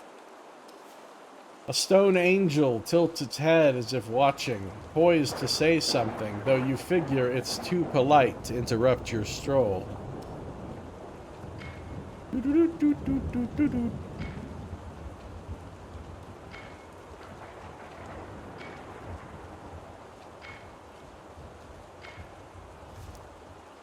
The rain thickens, the cemetery darkens, but still you walk. You're not moving toward anything. Not closure, not insight, not even shelter.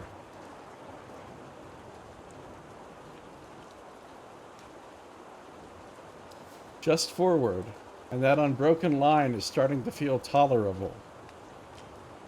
could get on the heads of all the statues. See, Nox knows how to time loop.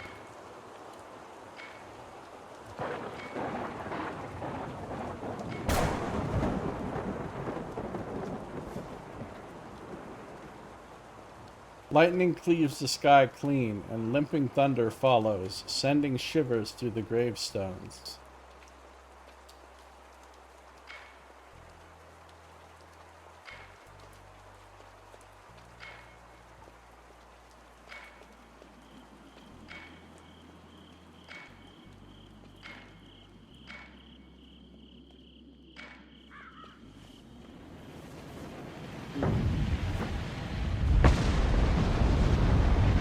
In an instant, the misty night sky cracks like an eggshell, the blinding yoke of light flooding through. However, a different sensation starts hatching within you. Your leash may be short, but at the very last, you still get to pick the tree to tie it to. You say so.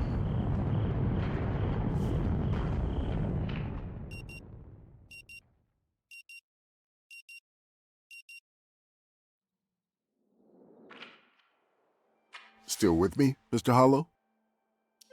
New loop, new opportunity. Are you ready to live? Yeah, now I'm down to just my 1 point of willpower that comes back every day. Summon the will to live. Summon the will to live. Summon the will to live. It's not as easy as it sounds. Summon the will to live.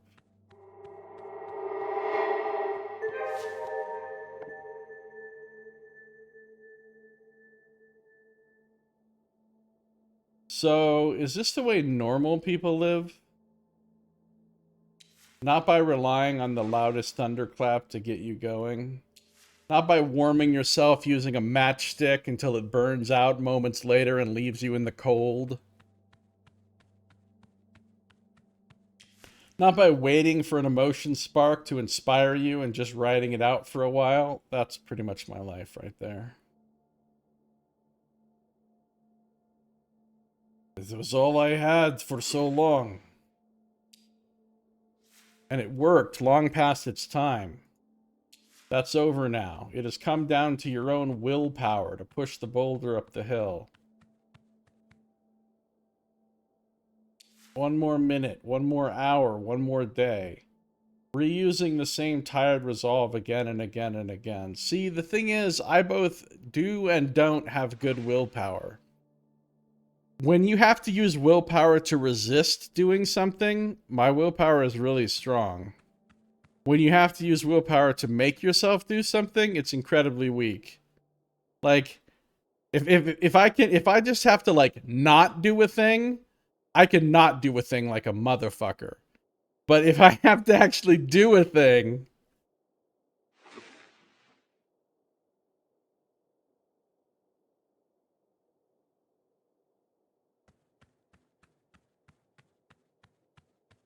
One more minute, 1 more hour, 1 more day, reusing the same tired resolve again and again and again. Sure, it's not as exciting, it's not as sexy, it's not the beautiful, terrifying roller coaster through the sky-high mania and the darkest pits of despair that you're so used to. Did they know they were making this game literally about me? I don't...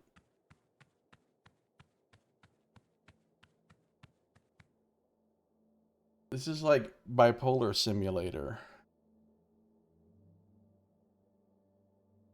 This is quieter, duller, but it's the only renewable fuel for the journey through the confines you're trapped in. And now what? Simple. Now you just keep pushing up the hill forever. Oh, great. Mr. Harrow, can you hear me? Yeah, shut up. Mr. Harrow, please. All right, what? Come on, Nature's you thief. sublime drama? What do you want me to do? What meaningless task are you giving me today? Every evening, nature's sublime drama unfolds across the sky. For the best view, claim your spot at the private Loge? The railing on River Rue at the roadblock. And don't miss the opening act, the sunset. It masterfully sets the tone for everything to come. Alright, I guess that sounds rad. We'll do that. You know, at some point during the investigating the Frank thing... I'll break you open if I have to. Like, around the part where my character got the idea to get the gun and shoot him, the game became essentially entirely linear at that point. Give me my coffee, because it's been a very long time that I've just had a series of there's only one thing to do. Spit it out already! Now here's the next one thing to do. Now here's the next one thing to do. Come on, you thief! I'll break you open if I have to. I liked the part earlier where, like, you had a bunch of different things you could choose to go do. That was better than this.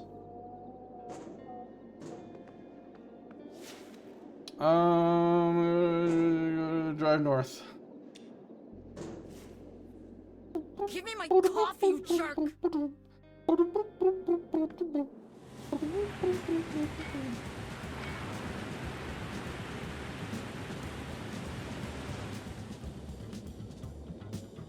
Yeah.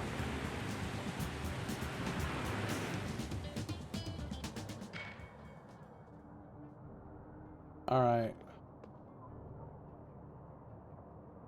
What's wrong with this clock? Why is it all fucked up?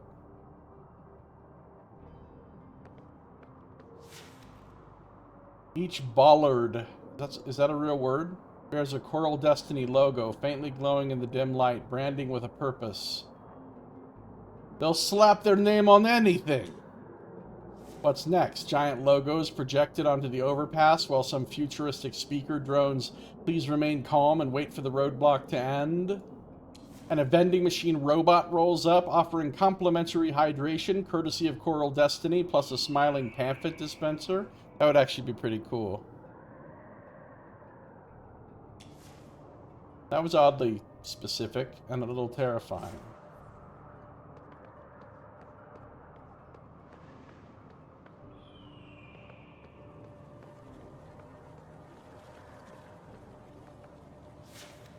I'm not walking back to the motel.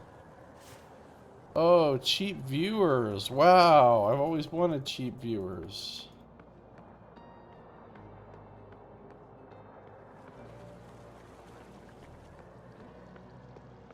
What are you doing there, buddy? Just... Oh, you gotta stand in the right, exact, perfect spot. I'm sorry, sir. This hallway only leads to the toilet. Your seat is in the private loge. What the fuck is a loge? Uh-oh. NATO defense got you. You're on the horns. But isn't this the river? No, it's a mere creek, sir. You need to head to the railing on the other side of the overpass, which overlooks the Great Rue River. Oh. Beware, and the rest is scrawled beyond recognition. So yeah, just beware. Beware in general. Beware, beware, beware, beware, beware, beware, beware. The bleached face holds a message, its meaning long surrendered to the elements. I'm not gonna slog on foot. I'm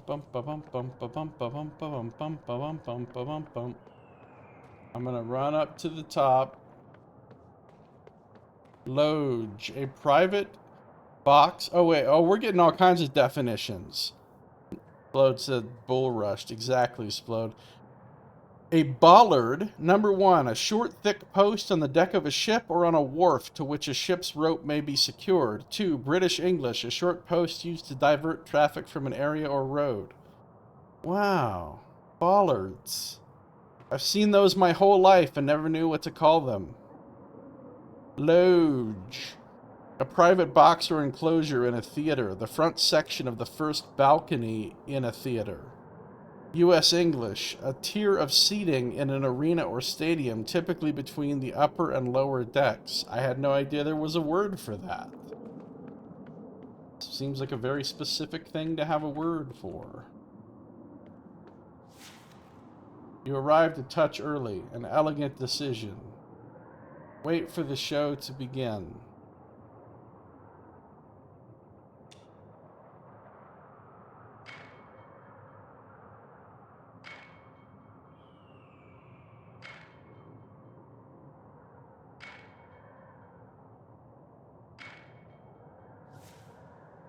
The sun begins its majestic descent, closing the day's act with dignity before slipping into its hard-earned sleep. It's a sight to behold. Indeed, a weary worker savoring his hard-earned rest, something you've nearly forgotten. The grind has taken its toll in ways you're only now beginning to notice. The overture has painted the scene, its tones preparing you for the unraveling play ahead.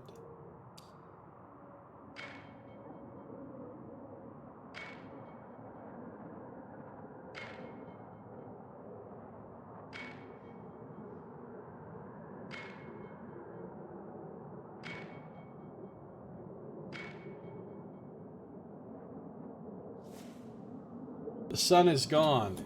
It slips beneath the horizon, leaving dusk in its wake. The river below glimmers with the last of its light, while shadows swell to take its place. It abandons the world to darkness. It knows better than to overstay its welcome. Best to leave at the height of glory rather than be dragged from the stage against its will. The hills are drenched in a purple haze, dissolving slowly into night as the minutes slip by. The play moves on. The opening act is done. Now begins the chapter of tension and uncertainty. The tone has been set, and the drama follows in stride.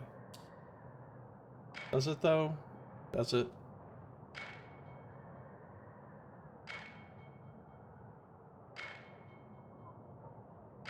What?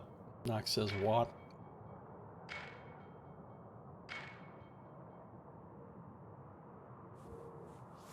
Rain begins to fall, but here it feels different. Not like on the road, not like anywhere else. Oh, we got some different rain, you guys. You see droplets moving in clusters across the distance, while the river below shivers under 1,000 needle pricks. The sky leans down to greet the land. Like a splash of water on your face in the morning. On a summer night like this, the splash is welcome. Even if it falls from the sky and you're without an umbrella, it comes to refresh, to give life. At some unseen point, rain and river seem to merge, a single continuity of water guarded by the silent hills around it. Alright, the narrator's just getting self-indulgent now.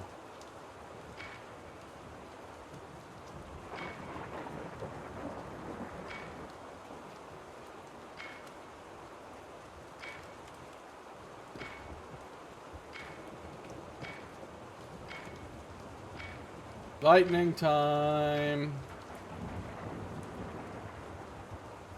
The story moves forward. The plot thickens. Nature slowly steers it toward the only course that can break the tension.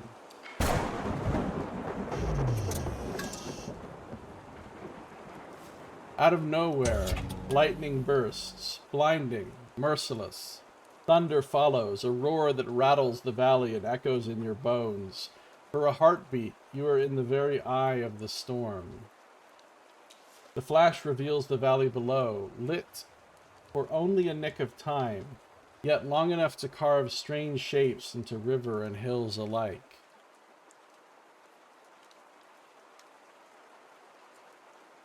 It turns the valley into a procession of dancers. Now I'm getting self-indulgent. Long-limbed silhouettes, graceful yet frightening, they twirl in the aftermath, shadows weaving a choreography only storms can compose. The shit your mind will make up when you're just bored and trying to kill time. The crescendo comes and goes in an instant, leaving only the echo churning in your gut.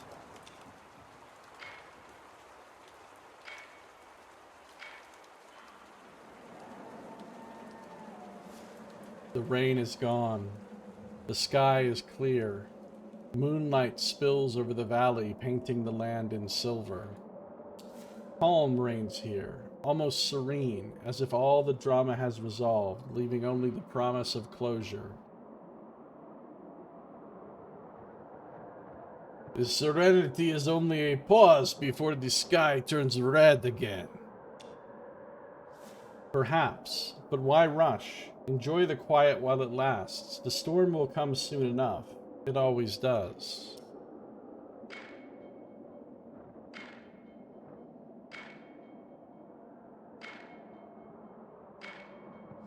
As the fiery epilogue sweeps in from the north on a collision course, you reflect on the performance you've just witnessed. It could have been better. Yeah, I was thinking that too, Nox. That if you're in the right vantage point, the lightning flash or the boom would casually reveal the crash. I was thinking that too. It could have been better.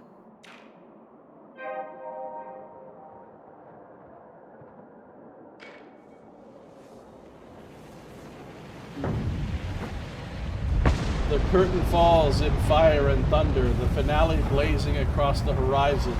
It will last only for a moment more. Fucking hell. No new revelations. Still with me, Mr. Hollow? Eat a dick.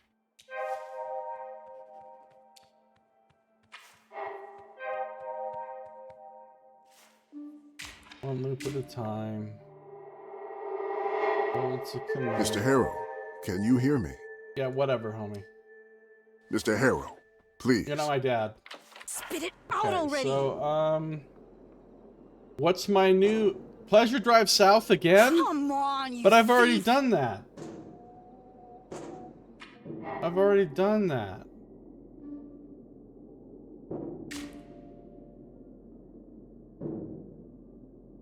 Maybe I'm not supposed to do whatever dumbass idea it comes up with.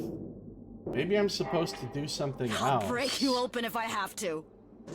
But what? Ugh! Let's go talk to Alex K. Give me my coffee, you jerk! No. Fuck your pleasure drive. Going to K Ranch. Don't try to stop me. Spit it out already!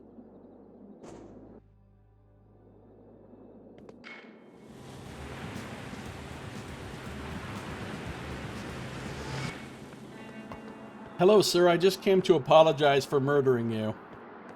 Oh, it was in a different time loop. Don't even worry. But still, though, sorry. My bad.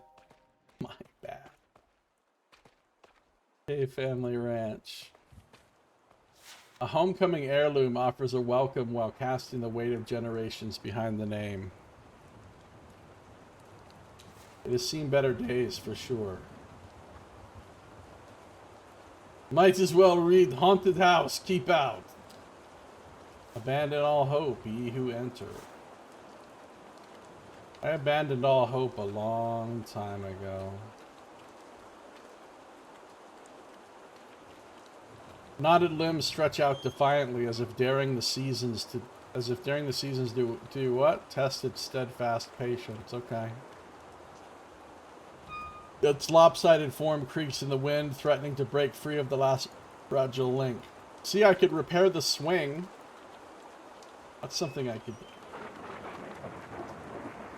Something about Miles. Graveyard of Miles Long Forgotten or something.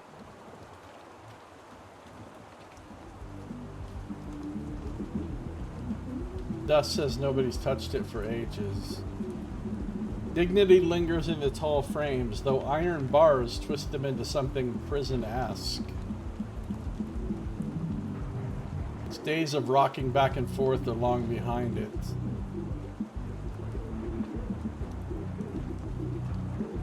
No point in breaking the door now that you know about the entrance to the shed. Maybe I just want to kick the door and break it and run away. Because apparently that's a thing people do now. The green tide creeps forward with a strangler's patience.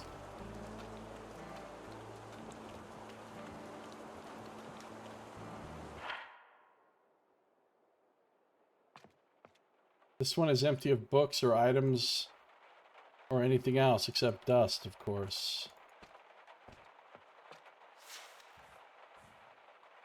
Heavy tomes dominate the shelf, museum pieces from a bygone era. Look at the titles. Most of the books don't have titles on the spine, only leather, each bound in a slightly different shade.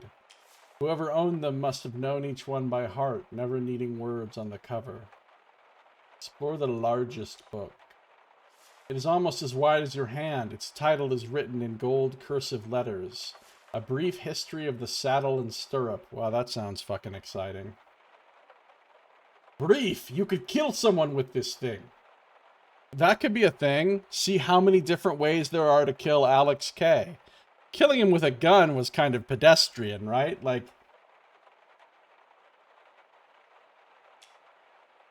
true. Fitting, perhaps, since you could also kill someone with saddles or stirrups, drop either on their head from the right height, and that's that. Look for the oldest book. Hard to say which one is truly the oldest, but a few are clear contenders. One even has a year imprinted on it. 1880. It looks like a guide of sorts. The kind explorers wrote to share their experiences. 1880. That's a long, long time ago. Probably even before the K's, let alone the later masters of this place, Apex or Coral Destiny. Predating the rest by decades, it holds only dust and bygone stories. No help to you. You could spend the whole day here rummaging through the past. Better get back to something in the present. There is no present, there is only the time loop. I could read every single one of these books. The shelf holds plenty of thinner books, magazines, journals, publications. Mixed in are several bulky volumes that look like photo albums. Look at the titles. Mostly magazines and publications from the late 80s. Some crumble in your hands, releasing a dusty cloud that stings your eyes. Each one carries something about Walter K's For Our Children movement. Interviews, analyses, opinion pieces. From failed revolutionary to failed politician. A few articles are circled over and over with words like lies and traitors scrawled angrily in the margins. Looks like Walter didn't enjoy how the media portrayed him, or at least his movement. He didn't learn anything after the Walter Group fell apart. That's a mystery we haven't solved. Where the fuck is Walter? They said Walter disappeared. I figured by now we would have found him somewhere. Tough as nails, flexible as stone, easier to crack the wall than bend to it. Look at the albums. The photographs look old, 30 years at least, all from gatherings, rallies, meetings. A striking figure stands at the center of them all. Posters and signs pepper the crowd. Walter for mayor, Walter for our children. One banner screams the year, election 1989. So that's Walter. Interesting. But not of any use now. These photos are 3 decades old. Enough dust for one day. Nothing else worth choking on here. What's this now? A stack of papers lies in disarray. The first page bears the title Walter K. Autobiography. Nosy. Read it from start to finish. I mean, I have fucking 9 minutes, so, you know. After the title page, all the sheets are empty. Well, mostly empty. Crude drawings cover them. A horse, a ranch, cows, horses. Alright, we found drawings of cows. This day was not a total waste.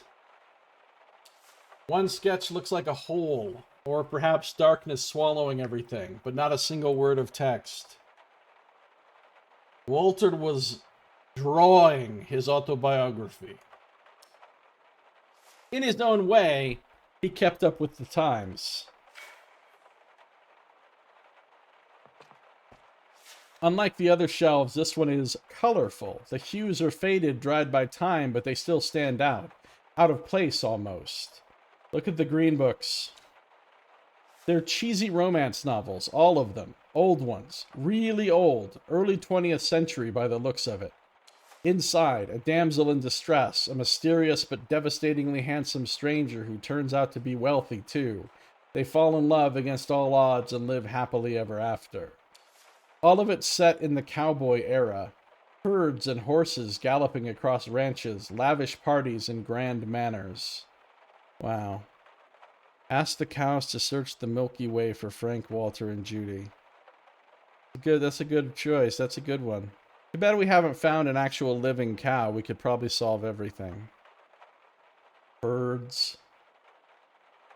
Love in the time of cattle excrement. Of all the things you could notice, you chose the most irrelevant detail. Bravo! Don't mock me. Tales brimming with love and adventure, painfully short on reality. What was once a banner of pride now reads as cruelty without purpose.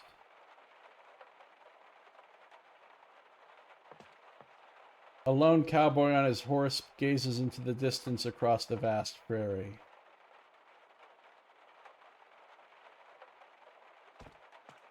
No matter the source, water follows the course it's given. Alright, we've already been through this cabinet at length.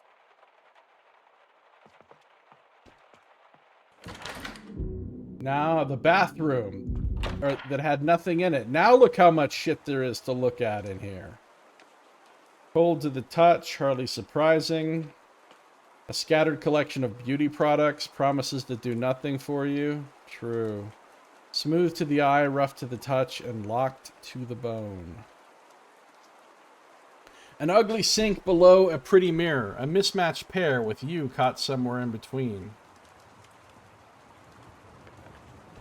The brass shower holds its head high, too dignified to notice the mold patches below.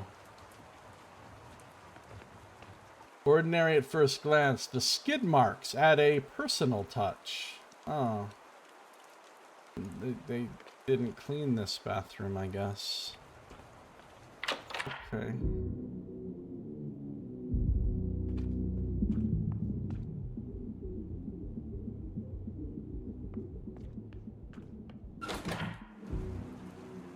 What? Mother... I just went out that door.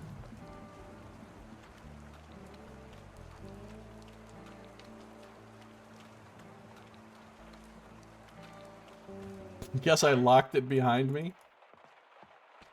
If they were having fish eggs, then it would be Skid Row. Oh, Knox. Oh, no. Oh, no.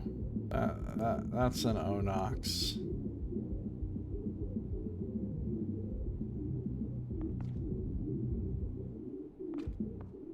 Table offers its feast to dust and flies, not to you.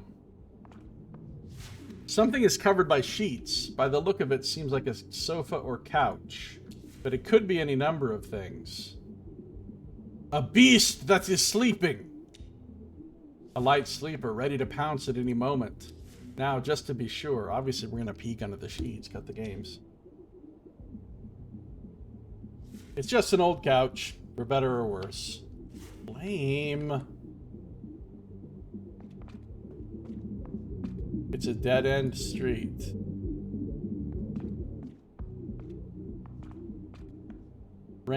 Sun, rain, and snow left them standing. Neglect wore them down.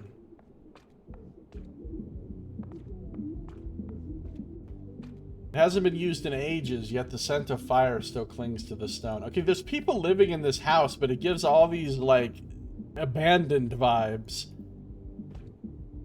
When someone stuffs things into a corner like this, it's usually to forget about them. Can confirm. I have a bunch of boxes and random, like, bags and junk stuck in the corner of my living room that have been in that exact spot since I moved in here.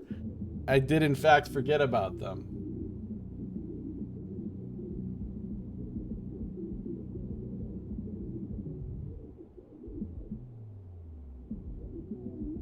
Or just to move them aside temporarily with the promise that they'll be sorted out later. That's my style of sorting, you guys. Everything looks half forgotten in this house. It's easy to forget things when everything around you is already falling apart. True. A dust-laden tapestry of family branches stitched with faded gold and the quiet arrogance of generations who built their kingdom on hooves and horn. Their cowangdom. Examine the tapestry. An example of the relentless march of time, a patchwork of ancient portraits with calligraphed names alongside almost modern photographs with boring typed fonts.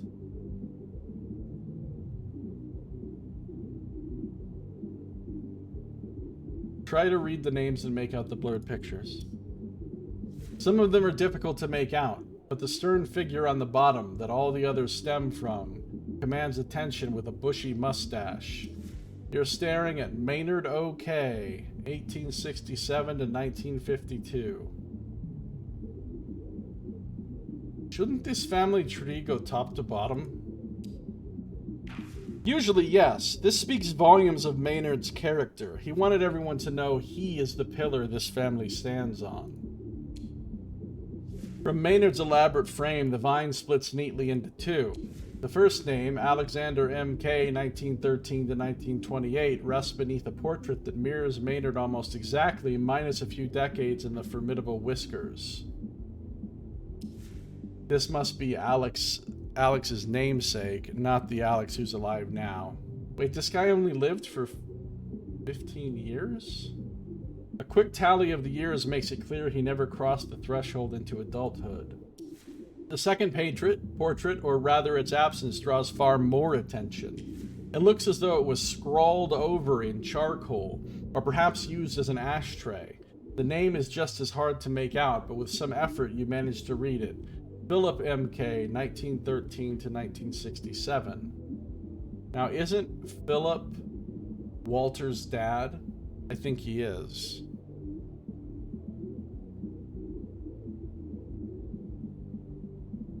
Alexander and Philip must have been twins. Wondered if they were identical? Possible to tell from their photographs. Hashtag impossible. From this point on, the portraits appear more youthful, not the people themselves, but the ceramics they're cast in. The next one is, wait, is this the Walter? Despite his age, he looks strong, confident, strapping even. Not at all the man you imagined when you'd heard he's missing. What about Walter's wife? Helen K., 1952 to 1990. The portrait shows a stern, blonde woman whose face says she's ready to carry babies or a rifle, or both, at the same time.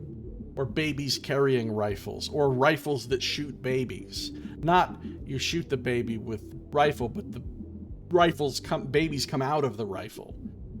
Check the two characters above Walter. Maxine K. and Alexander K., born in 1986, another set of twins for the family. Well, I might as well just cross Alexander out. I'm going to write in 2027 after his birth year. Too soon? Let's look at Alexander.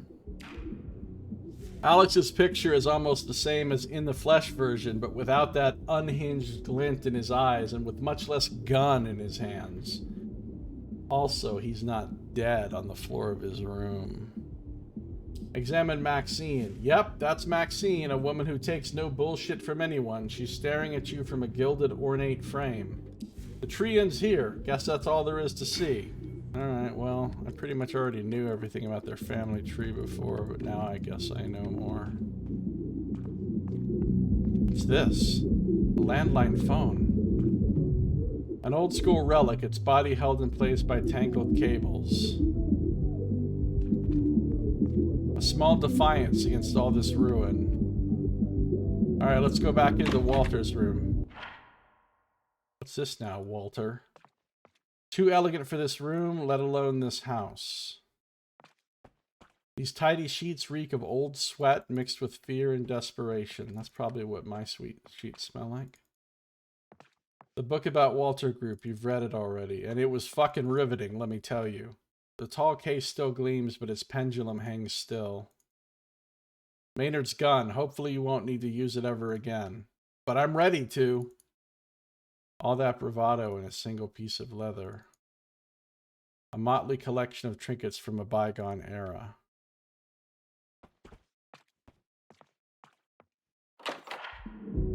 And Maxine's room.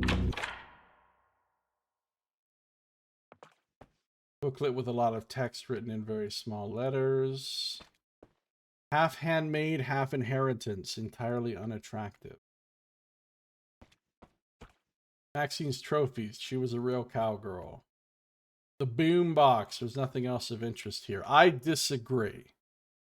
Smells of freshies. It has mega bass boost button. It's the most interesting thing in here. Her photo albums. Going through them once was more than enough. The real thing. Scarred by time, softened by use.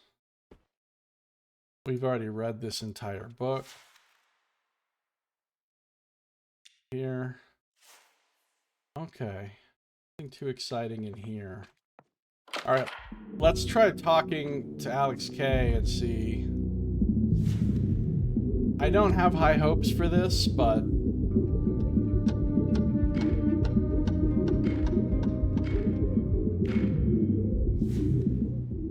start knocking before the next song begins.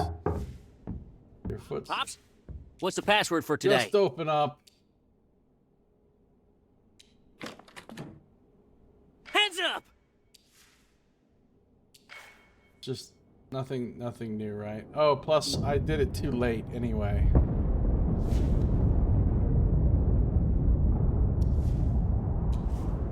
Okay. Beep, beep, beep, beep.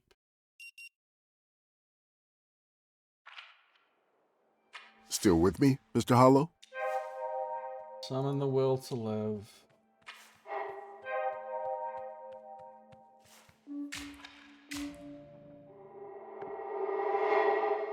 Mr. Harrow, can you hear? Mr. Harrow, please. Look, it's this. Okay, so yesterday it was giving me the same task of striving through the south. Now it's giving me the same task of taking a walk through the cemetery. It's just giving me the same meaningless tasks every day. I have to figure something else out.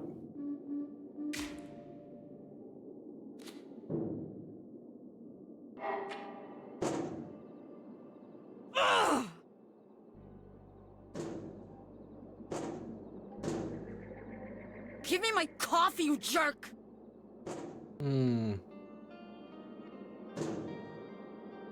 Spit it out already! Well, we will figure out what we want to do next in this game in our next episode. That's going to do it for this one. Thank you for watching. This has been Josiah Plays Rue Valley.